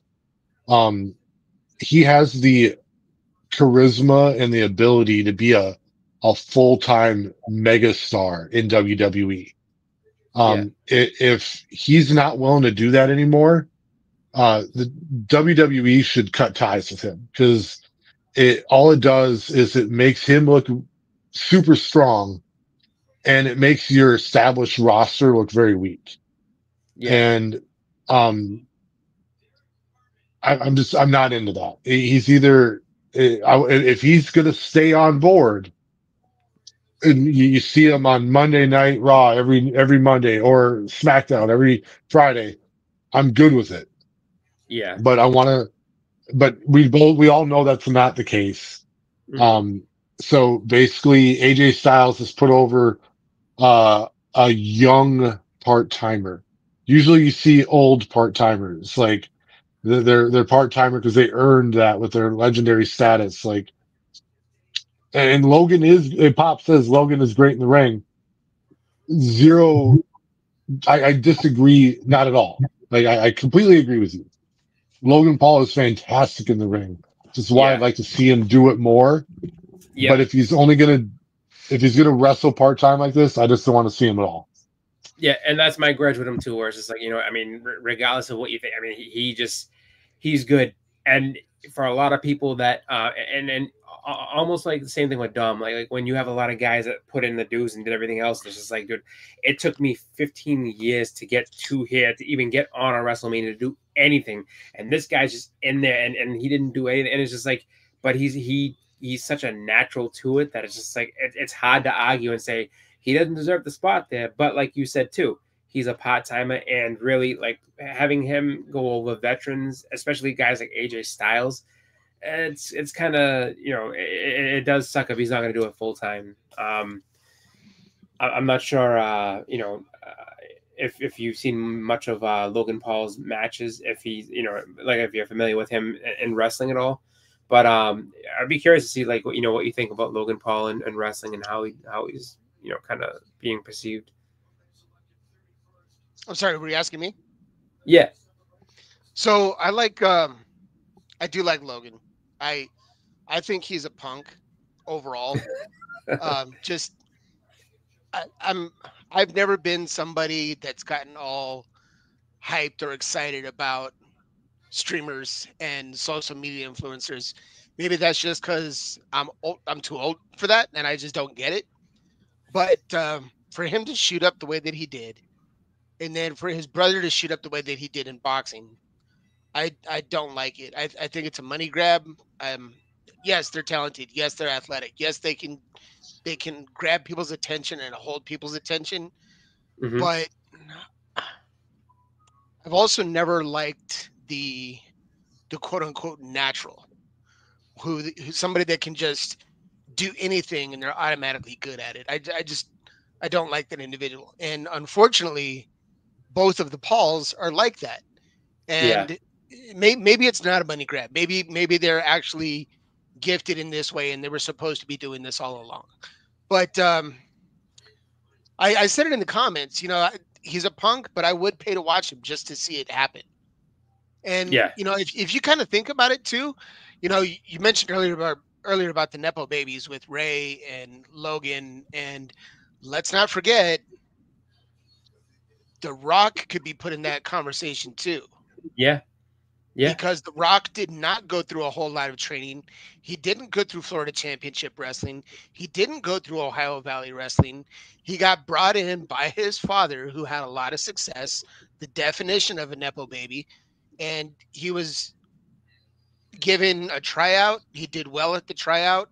And within a matter of months, he was given the Rocky Maivia angle, which was funny when you go back and look at his original outfit to see what he became. So, I mean, for the industry and the guys in the back to get upset about him getting all this glory right away, I'm kind of surprised, because wrestlers seem to know their history and they seem to know who's had similar circumstances and able to turn out and be superstars. But it's not about how much glory he gets right away. It's like even like The Rock, who did eventually go to Hollywood, and kind of leave wrestling behind. He was a full-time wrestler with his nepotism.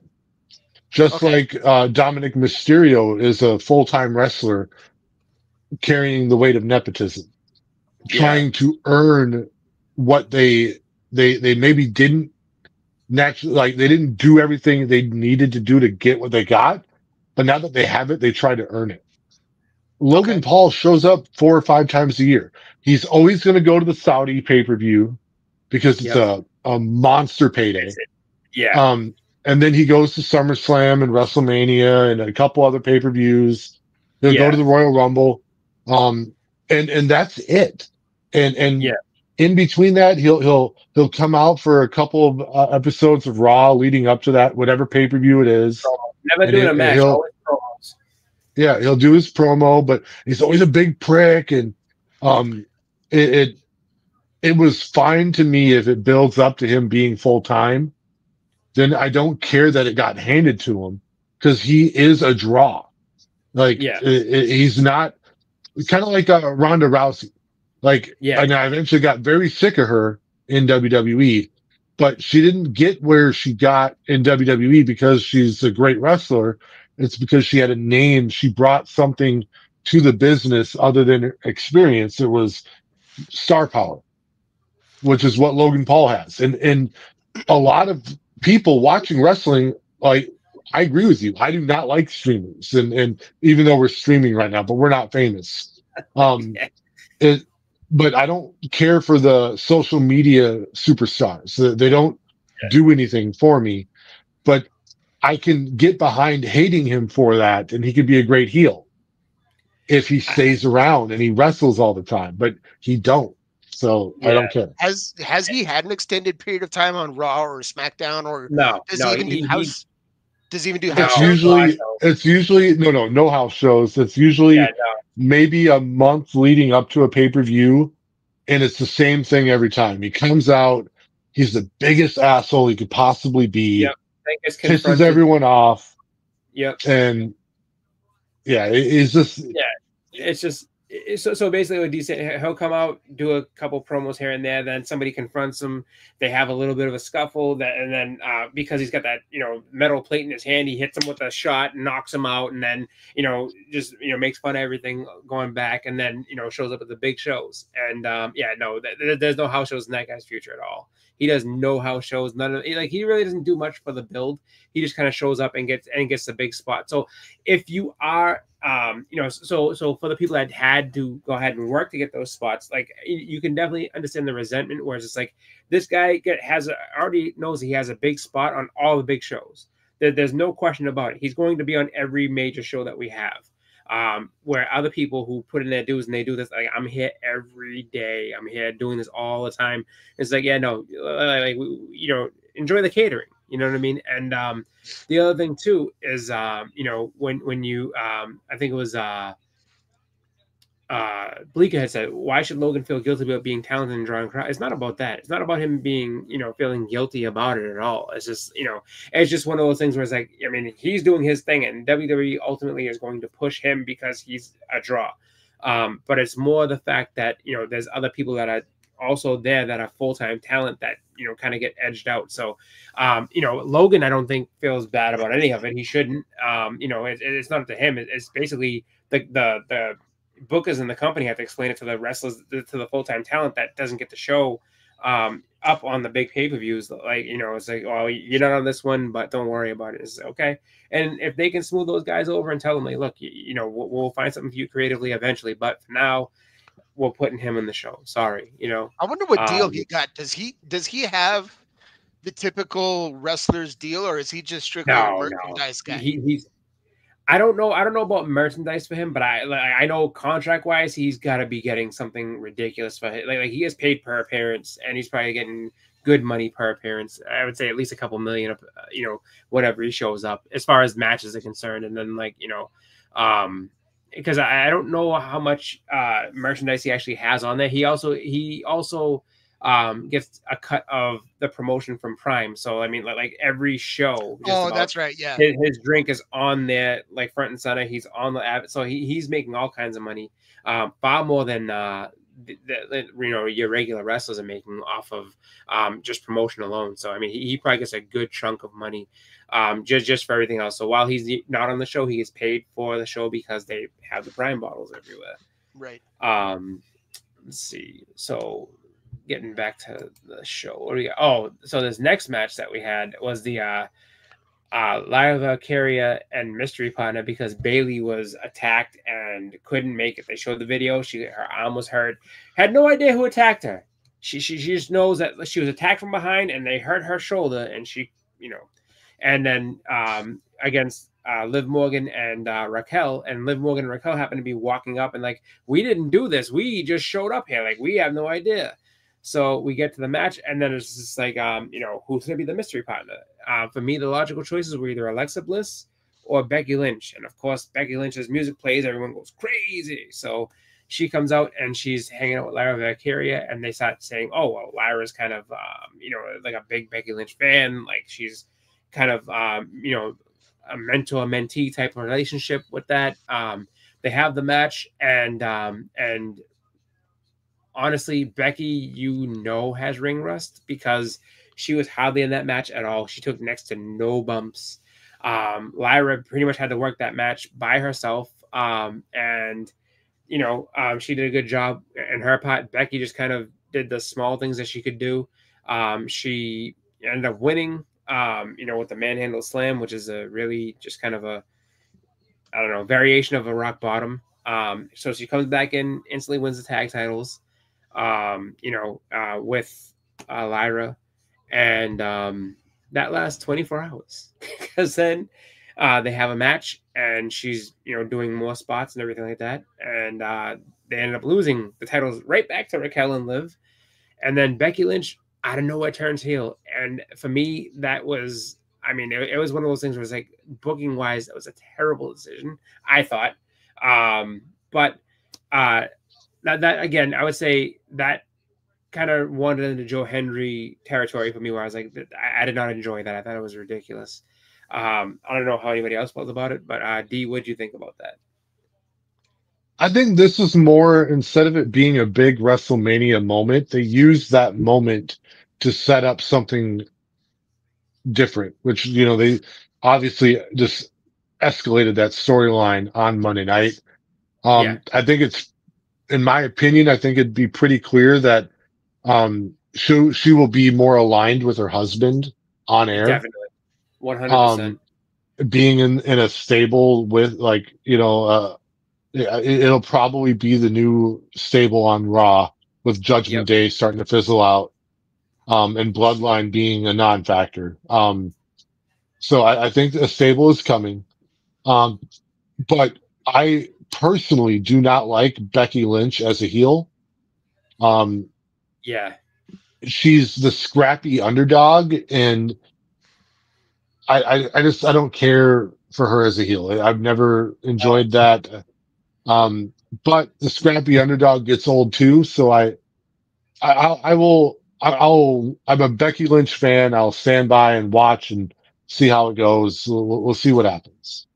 Yeah. Pop, what did you think about that match?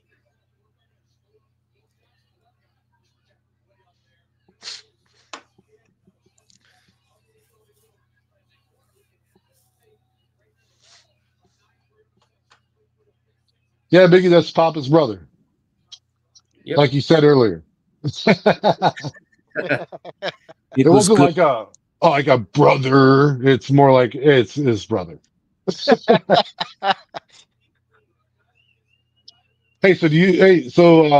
Brian, you know this lady in the blue shirt? Oh, that's my mom. Oh, say hi to Brian, Mom.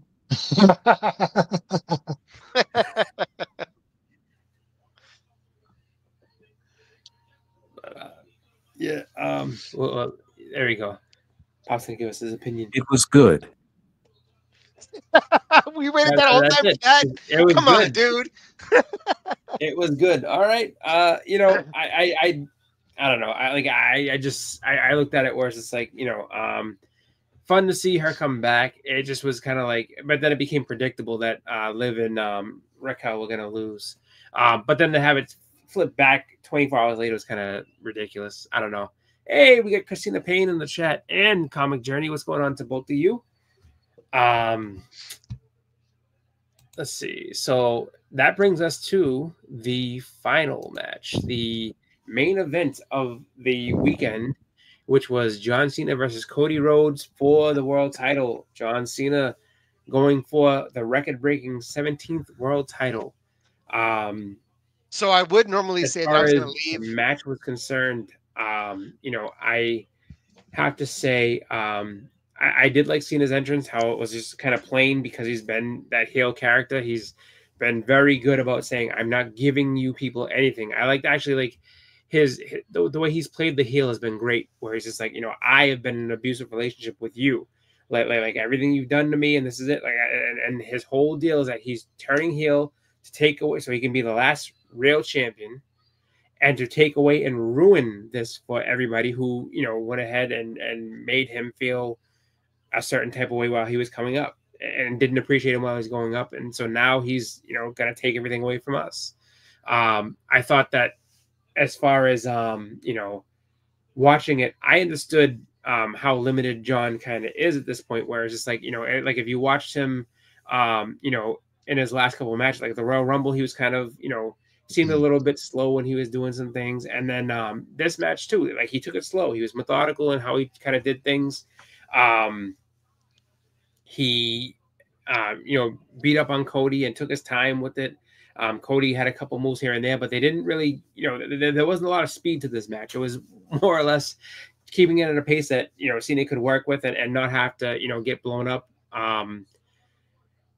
When it came to, you know, getting into the point where, you know, you had Cody getting some offense in and everything like that, it was kind of, you know, fun to see him hit a crossroads and stuff like that. I think, you know, it was fun to see Cena's actual emotions change. So, like, you know, like after the first kick out, he kind of smiled, okay, whatever. The second one, he was a little bit more concerned. And like the third time that Cody kicked out, he was just like in disbelief, like what, you know, what's going on? He was actually getting frustrated. And then the big moment that everybody was expecting, that everybody was hoping, was that there would be a run-in at some point because, you know, Cena's the heel. Yeah, you have to have a run-in. Let's see who's going to happen. And so, of course, everybody anticipates The Rock because The Rock was the one who kind of, you know, jumps out of this whole heel turn for him. And we get Travis Scott. Travis Scott comes down and, you know, everybody was disappointed. They were waiting for The Rock thing. Okay, well, here's Travis Scott. Oh, clearly The Rock's going to come down and do something. No Rock, which was disappointing. And you had a little bit of a struggle. There was a ref bump, and then you had a little bit of a struggle after Travis Scott got dropped by Cody for, you know, the heavyweight title. And then Cody wrestles it away from John Cena, who then begs, please don't hit me with the belt, please. And Cody, after every mean thing he's done and the beatdown that they had him and everything else, has a moment of hesitation, which I was like, you got to be kidding me, really? Like after everything he's done, you're gonna hesitate and not hit him because you're that pure of a soul. And then the theme of the main event was nut shot, so he got kicked with a nut shot and hit with the belt, and that was it. 1, 2, 3. Cena's now most world championships. He's 17-time world champion, and there we go. I thought overall the ending of the match is what killed it for me. The fact that Cody loses with no finisher, I thought was kind of ridiculous. And the fact that you didn't have The Rock come in, you didn't have, you didn't have the big run-ins that you thought you should. And just, I don't know, it didn't feel special, Cena winning for the 17th time. It just kind of felt like, okay, you did it. And I feel like we were robbed of the big moment of such a giant achievement happening. I felt like that we didn't get what we deserved in that one. So that's my thoughts on it. D, how do you feel about that? I'll start by saying that The Rock is one of my top 4 favorite wrestlers of all time. I think him interjecting himself into the storyline ruined it.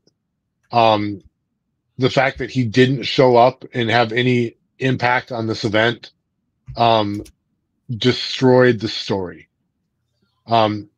Travis Scott is not formidable in the wrestling world. No, he should not have been what turned the tide. It was just a few, like just last year, that John Cena could not buy a win. Yep. And dude, this main event fell so flat. I kid you not. I was tired when this match started, but I fucking fell asleep during it. And I'm not buying the Cena heel turn. I'm not mad that he's a heel. It is not with his character. It doesn't sit well with me. And I'm still interested to see where they go from here.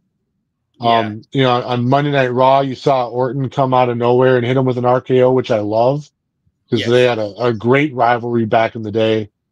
But I don't want to see Orton put Cena over. Like I actually think Orton deserves to be the world title record holder.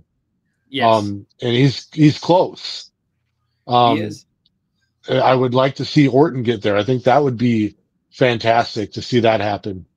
But yeah, it is what it is, man. Like disappointing main event.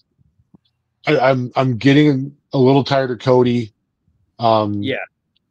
And I wanted more spectacle for the main event. And I think that's a problem that they built last year with Roman and Cody is they had so many run-ins and so much action. And it's like this year they decided not to do a lot of run-ins just to dial back what they did during last year's WrestleMania. Yeah. And I think they overcorrected a little too much because you do still want some surprises. And I didn't get any Bianca Naomi interference. I didn't get Solo Sikoa interference. I didn't get Big E interference. I didn't get any of that. And I wanted it really bad.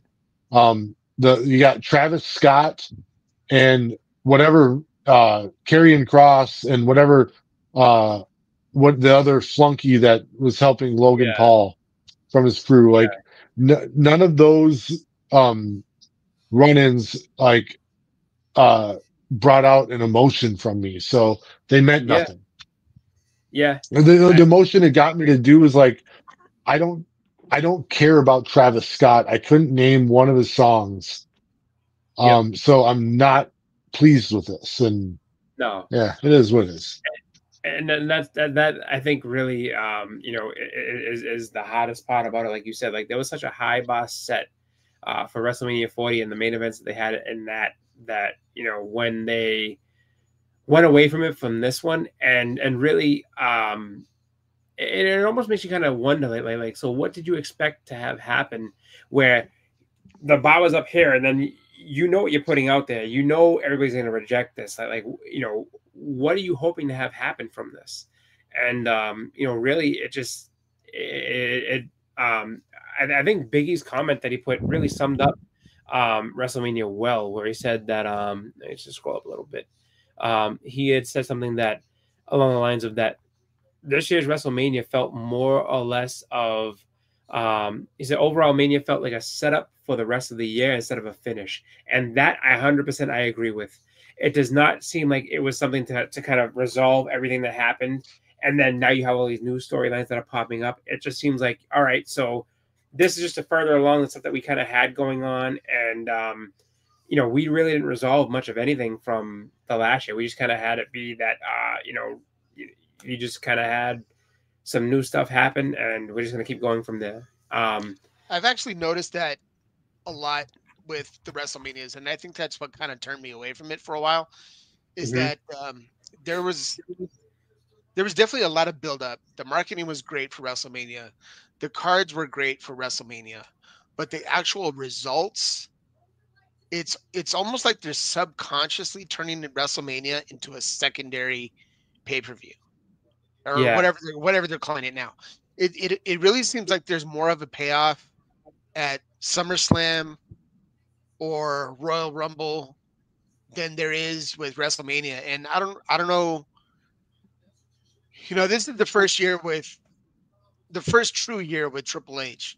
It was still so influenced by the McMahon family and Vince. Yeah. That hopefully in time he can spin that back and get on right track again and really make WrestleMania the Super Bowl of wrestling that it's always been billed as, because I think it's losing some of that. Yeah. I agree with what D said a little bit too. I think I think you're also making some good points on that. Whereas I think that they looking at it with this is the first one with no Vince influence, no Vince stories to kind of move on from. That there was probably an overcorrection where it's like, you know what, we're going to overcorrect and do it this way and kind of hope that it all kind of comes out, because regardless, I'll say this much, you had an injury here or there and everything like that, but then you also had what seemed like things being rushed together within a couple of months, just around February is when they started like really solidifying some of the plans, and usually you have that done a little bit ahead of time. So this didn't feel as much of a like Biggie said, it didn't feel as much of a finish for things. It kind of felt like they were just kind of muddling through, got to the point where they were like, all right, we got stories that we can kind of move forward from and hope that this so basically WrestleMania, instead of being like said the Super Bowl and the culmination, it was more or less like we're gonna make it a launching off point and hope for the best. Pop, what'd you think of that one as far as the finish for WrestleMania and the show overall? I don't think we needed The Rock. I think Travis was enough to carry that hate with Cena. The right person. Oh, wow. Uh-oh.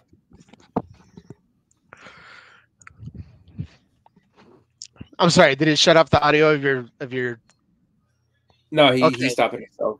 Dude. You really think that Travis Scott has a place in this and that he deserved to get the attention that he got? Sorry, hey, if you guys keep this show PG, I'm sorry. So I'll say, who the F does Travis Scott think he is for even trying to show up on any kind of wrestling, anything ever? Well, he got paid for it. He got. Of course, you're never going to turn away the paycheck, right? No, but he didn't call them. They called him. But I think that goes to show that there's a little disconnect still with the audience of why are we bringing Travis Scott out here. I also love what Bleeker said. I kind of set it up and I lost track of where I was going with that, but I love The Rock. I think he ruined this event, and him like his interview with Pat McAfee earlier this week was barbaric to the product that he's supposed to be invested in. Absolutely. I did not like how he handled being Black Adam. to me right now, The Rock is kind of ruining some things that I love, and I want him to stop. Yeah. Just being honest. I don't want to see him get his comeuppance at the next WrestleMania. I want him to stop. I have great memories of The Rock from the late 90s and the early 2000s that I appreciate. It's part of my wrestling life. But I want him to stop ruining things that I love. And dude, Travis Scott, I'm not even mad at him. Like, I'm mad at WWE for thinking that was a main event worthy storyline. Like that was the big ooh, here comes Travis Scott. Like, why is Travis Scott there? Like, it doesn't make sense. Yeah, it's almost like a couple of years ago when they brought out Snoop and they're like, all right, Snoop's gonna have a match. Like, what? Why? Like, I don't understand this. And really, I will 100% agree with what Bleak said, where you have Triple H and The Rock, and The Rock overrules him in a lot of ways. And then part of what he said on the McAfee thing was that, like, yeah, I didn't even want to be involved with this WrestleMania. I didn't think I needed to be, but you know, because the ticket sales were down for what was it, Elimination Chamber. You know, the head of TKO was like, please come and make an appearance and do this. And it's like, okay. And so he's the one that was, again, I guess Cena wanted to do the turn. But I guess he was going to, you know, with The Rock being there, he wanted to be the catalyst for the turn. And it's like, okay, catalyst, you were the one that was instrumental in you know, the whole taking Cena's soul and everything. And now he's taking the championship. And it seems like, for what? I mean, basically, you wanted Cody's soul, but Cena sold you his soul. What are you getting with that? Like what's the story with that? And he's like, I don't want anything to do with this. I'm good.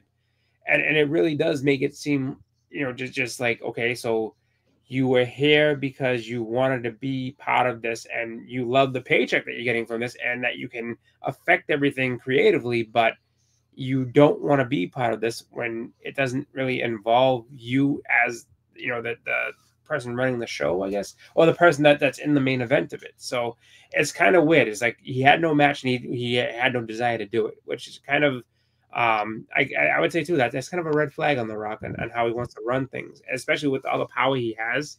I don't, if this is how he's going to behave about it, you don't need him there. You really don't. Like Triple H, do what he's doing.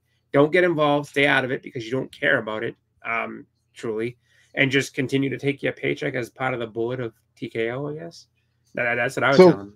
Pop saying he was there when The Rock when they turned Cena heel, talking about Travis Scott. Yes, it didn't make sense then either. No, it was a very random insert of a very random rapper. Why is he there? And that moment was not the moment of The Rock and Cena, like, you know, kind of bonding and Cena turning was a moment. Travis Scott didn't really influence that at all, in my opinion. He didn't elevate it. He could have been deleted from that scene and the scene was still what it was. So yes. Travis Scott being the main event run-in and interference fell really flat. And dude, like the Rock, you know, if you watch the Young Rock TV show, and I don't watch it, but I watch clips of it, he's retelling WWE history and he's making it up. Yes. I see holes in the way they're telling the story. And a lot of it is to bury Triple H. And a lot of people think that they're trying to push Triple H out now. Which is, you know, Triple H, I think, has been good for the product. I don't know if he's a long-term solution. I think he's great at telling the big story. He's bad at telling mid-card stories. He's bad at giving weight to lower end stories. So we'll see where that goes. I don't care. Like, I don't like people getting fired. So I'm not saying I'm rooting for Triple H to get fired, but Triple H will be okay. He's a McMahon. But I just, if they get rid of Triple H, I want it to be for the betterment of the product so that we can all enjoy it more. Yeah. I don't want to see them get rid of Triple H and then just turn it over to The Rock, and The Rock like I don't trust him right now. I don't trust his storytelling. I think he's disconnected. Um, and I bet you he takes a shit and he comes out talking about how great that thing smelled. Like, and I'm just not a fan of him right now. So here's my take, if I can. Yeah. I really hope that, I don't know if you guys are still into your pro sports. I would imagine Boston you are, just inherently because you're in Boston. But I don't like the fact that these NFL teams will hire a coach, keep him around for 2 years at most. If he doesn't show really strong, massive improvements to the team and you get a deep push into the playoffs, they cut him loose. So I don't want that to happen with Triple H. This is not that type of thing. You have to give him time to develop talent. You have to give him time to develop storylines. You have to give him time to understand how to develop storylines. You have to give him time to understand when to put people in the positions that they need to be in so that they're successful in building their careers and their characters and their fan base, and restructuring the fan base so that they're not so dependent on The Rock, Steve Austin, Undertaker. Take it to a new era where there's a strict delineation between the Vince McMahon WWE and the Triple H going forward WWE. So I hope that they put some faith in him and let him do what he wants to do, needs to do. I guess the saying nowadays is let him cook and see what he can come up with. So I don't want it to be it's not going to be a one and done thing because that's really quick. But I hope they give him, let's give him 3 WrestleManias, 4 WrestleManias to see how he can piece this stuff together. And if he's got to bring in different writing staff to do that, or if he's got to cut the writing staff and let it go back to 80s, 90s, early 2000s wrestling where they were cutting their own promos improvisational style and let them be the characters that they are naturally. I don't know.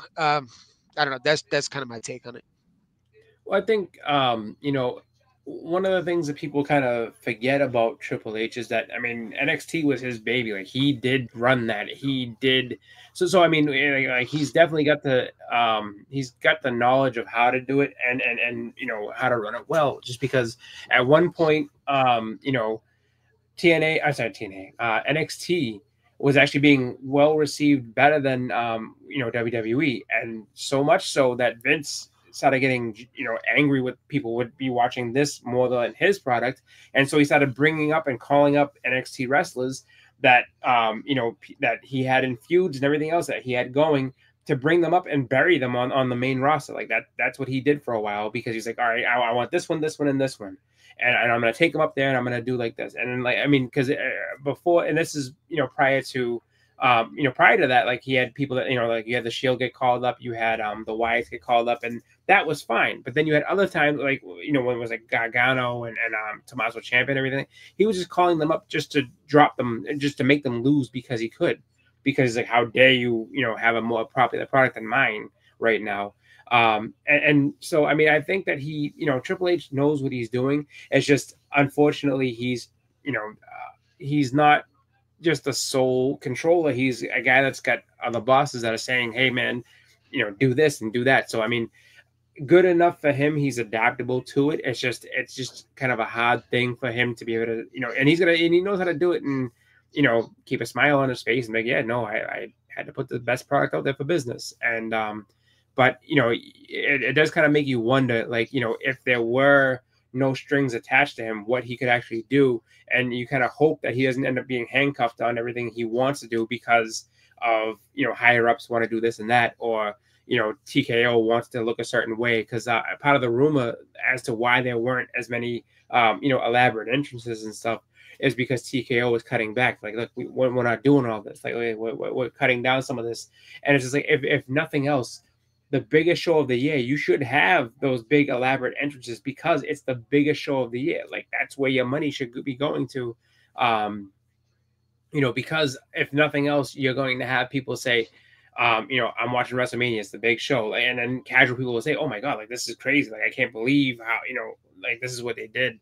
And then you're awarding the fans that watched it all year to see this one big, the big show and all the pageantry and everything else. So, I mean, like you said, hopefully they let him cook. Hopefully they let him do what he knows how to do, because he did a great job in NXT before, they let Shawn Michaels take it and kind of continue on. And, Triple H is very capable, and he, like, it's a cliche that they say about him, student of the game, but he really is. Like he really does love wrestling, and he's got a lot of really good ideas, and knows how he kind of wants to tell a story. I'm not saying he's flawless about it. Like, he's, everybody has flaws, but there's definitely stuff that he can. I think if you let him tell a story, and I think one of his big criticism is that he loves long-term booking. So it's just like, he doesn't mind a story taking 8.5 months, for a feud to end. Where it's like, all right, could this have taken 3 months instead of taking 8 months? All right, you have that, but I think if you just leave him to his own devices, he'll put out some great shows and build stars that you want to see.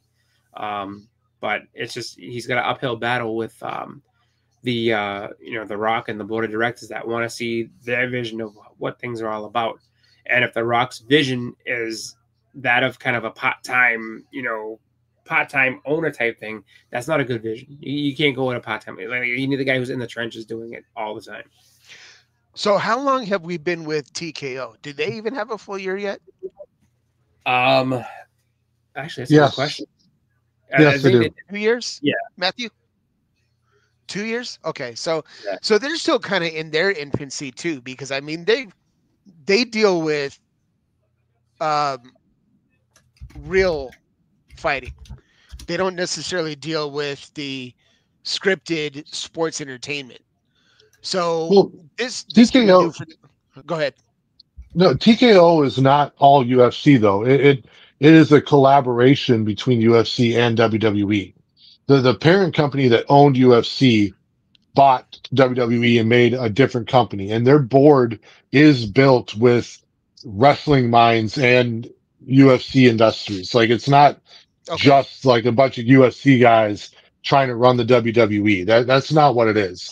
But so this is not going to turn into a situation of WCW where you've got bookers rotating seemingly every week and trying to promote their buddies and you know what I'm saying? It very well could, because like you just saw, like Chris spoke on it.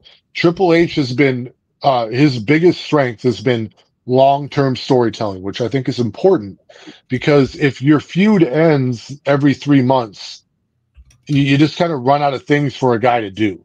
So when the story can progress over time and take a while to finish, without getting stale, it's a good thing. But in this event, the Triple H had a vision going into WrestleMania, and The Rock interjected himself in it and changed it and made it different. And then you had to try and make it work with that.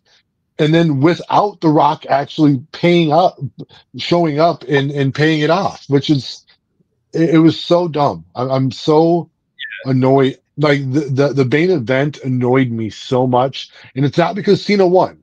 I'm cool with that. Like that could be very interesting, but the way they did it didn't pay off for me. And it was overall, I think that we're kind of going in the weeds here. So we get to the point where we kind of talk about our thought of like overall what we thought of the show as a whole. I thought it was, as far as WrestleManias go, it's not the worst WrestleMania, but it's definitely not one of the best. It definitely had some good moments, but I kind of agree with Bleeka a little bit, where he was saying, that there weren't when we watched it together, me, Bleak, Biggie, K-pop, and him, K-pop, both kind of had the thought that it was basically like there was no WrestleMania moment in this, which I don't fully agree with, but I do understand what they mean. There were definitely moments, but it just didn't seem as big as last year's. And I'm not saying you always have to top it, but for the momentum you had going in, this easily should have been, I would say one of the top, let's say 20 WrestleManias with no problem. And it definitely didn't feel that way. It definitely had some things that took away from it. and it's unfortunate to see that they kind of lacked the direction that they needed to capitalize on what they made from last year. So for me, it was kind of like, I guess it's one of those ones where it's like, I would say, was it a must watch, a must see? No, unfortunately it wasn't. Even though there's a couple of moments that, I mean, Cena winning a 17th championship, you would figure would be a must see match, and it really isn't. It's just not for me. So I think, I mean, I watch it. Would I ever rewatch the show? Probably not. I have no desire to. Like they didn't do enough to make me be like, oh, like this is one of the best. So overall, I would say it was kind of a middle of the road WrestleMania for me. For me, I would say I agree with almost all of that. I can tell you, I'm really glad that they are on the Peacock network. Yes. I can pay just a couple bucks a month, and I get to see the wrestling pay-per-view, and then I get a bunch of other shit along with it. Pretty cool. Yeah. If this was the old format where it was a pay-per-view and I had to pay God. 60, 70 bucks, I would have been livid with how that ended. And I can tell you right now, and they've talked about it, that they might get rid of this Peacock deal and go back to a pay-per-view format. If they do that, I'm out of watching the pay-per-views. I'll watch Monday Night Raw and SmackDown, and I'll watch like highlights or bootlegs of the pay-per-view. But I don't like doing the bootleg thing. I want to do it legitimately.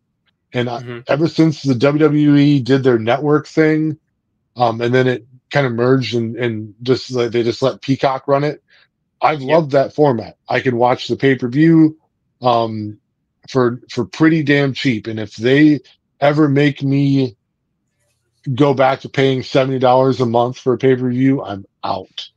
Yeah. And I would have been mad as hell about this one.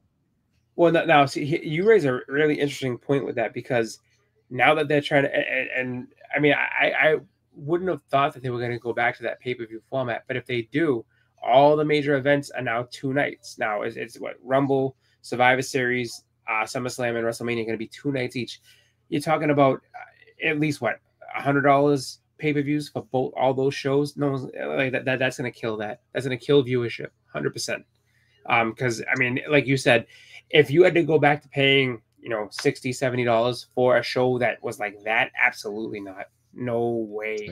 Yeah. Like you will get everybody's eyes off of your product in a heartbeat. Like no one's gonna pay that kind of money for that. So, if they want to have people pay the money to see the shows, then they need to be putting out, WrestleMania 40 type quality. Because that it has to be that good every time. I'm sorry. What do you think, Papa?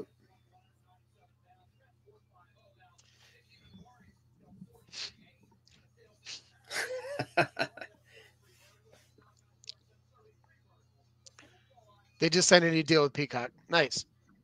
Yeah, I'm glad to hear that.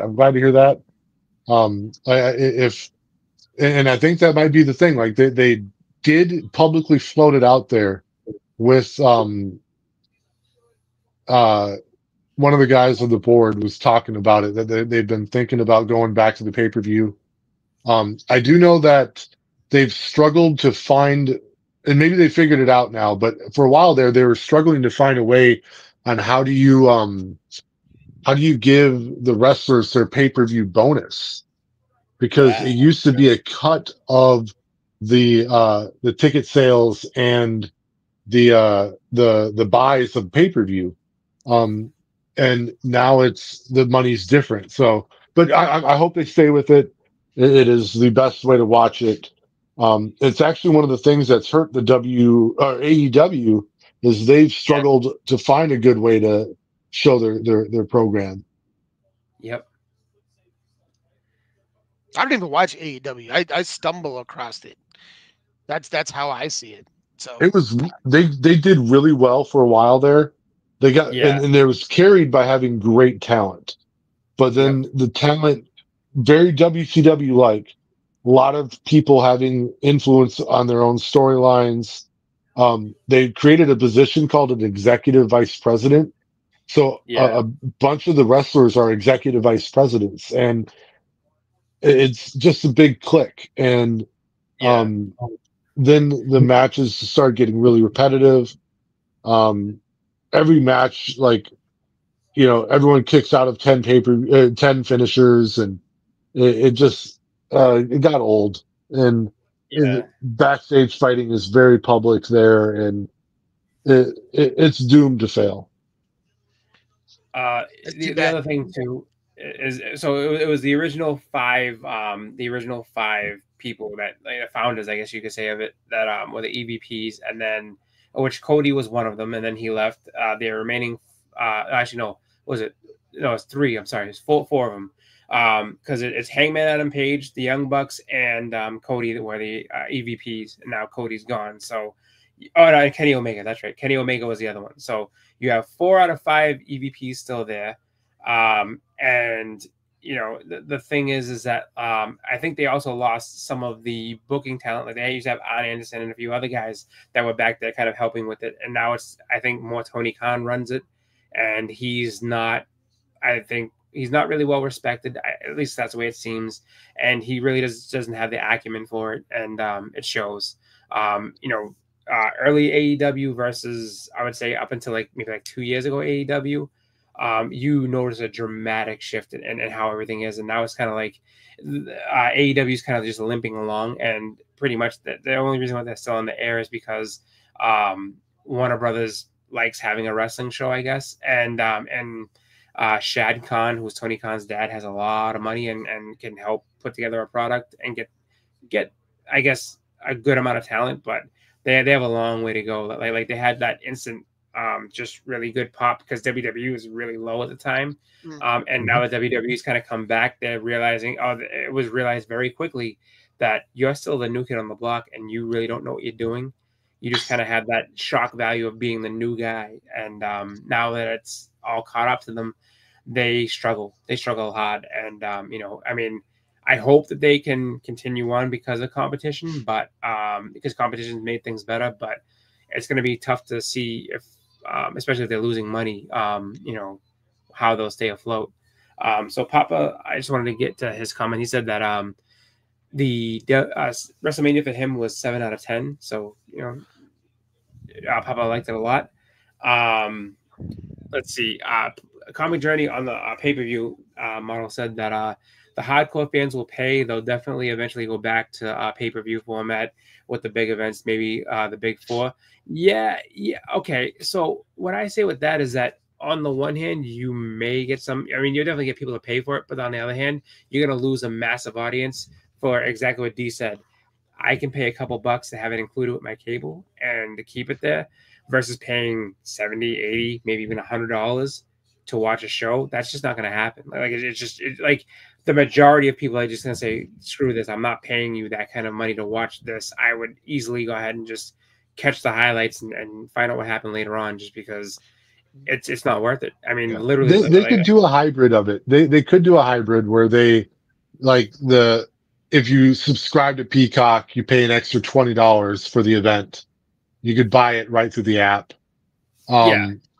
But even that would turn me off. But that being said, y'all, I do got to get out of here. I got to work at like 3 a.m. Right. So I got to roll. Doesn't mean you guys got to stop, but I do have to stop. No, it's a good cue. It's a good cue for me to get out. I'm gonna head out, guys. Yeah, I'll try and catch you some other time. I don't want to be a regular because I gotta catch up on my wrestling first. But no, this was a good conversation. I'm glad my brother. I'll get you that $20 later for letting me on tonight. Every Thursday, you know, we're on. So if you just want to come on and watch it in the chat, or, you know, whenever, I mean, you know, you get open invitation. Cool. You know, and this is as good a point, I think, as any to stop. We've been on for a little more than 2.5 hours. So I want to say thank you to D and thank you to Brian and Biggie for coming on. Thank you to everybody in the chat, Comic Journey, Bleeka, K-Pop, Christina Payne, who popped in, TM Nerdy, who else is there? Kenneth Bird, who else do we have? Circumstances popped in. Normally we have Beckham in, so Beckham couldn't join us tonight, but we'll have him back hopefully next week. Trying to see if I can get everybody in the chat and give everybody a shout out that showed up. I think that might be everybody. I'm not 100% sure. Scroll all the way to the top. Oh, Great Legend. I forgot about Great Legend. And I think that's everyone. So, Papa, is there anything that you have going on or that you want to promote?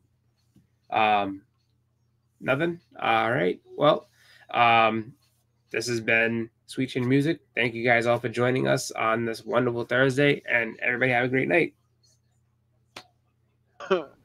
In line is fucking over for you. Get your ass off my screen.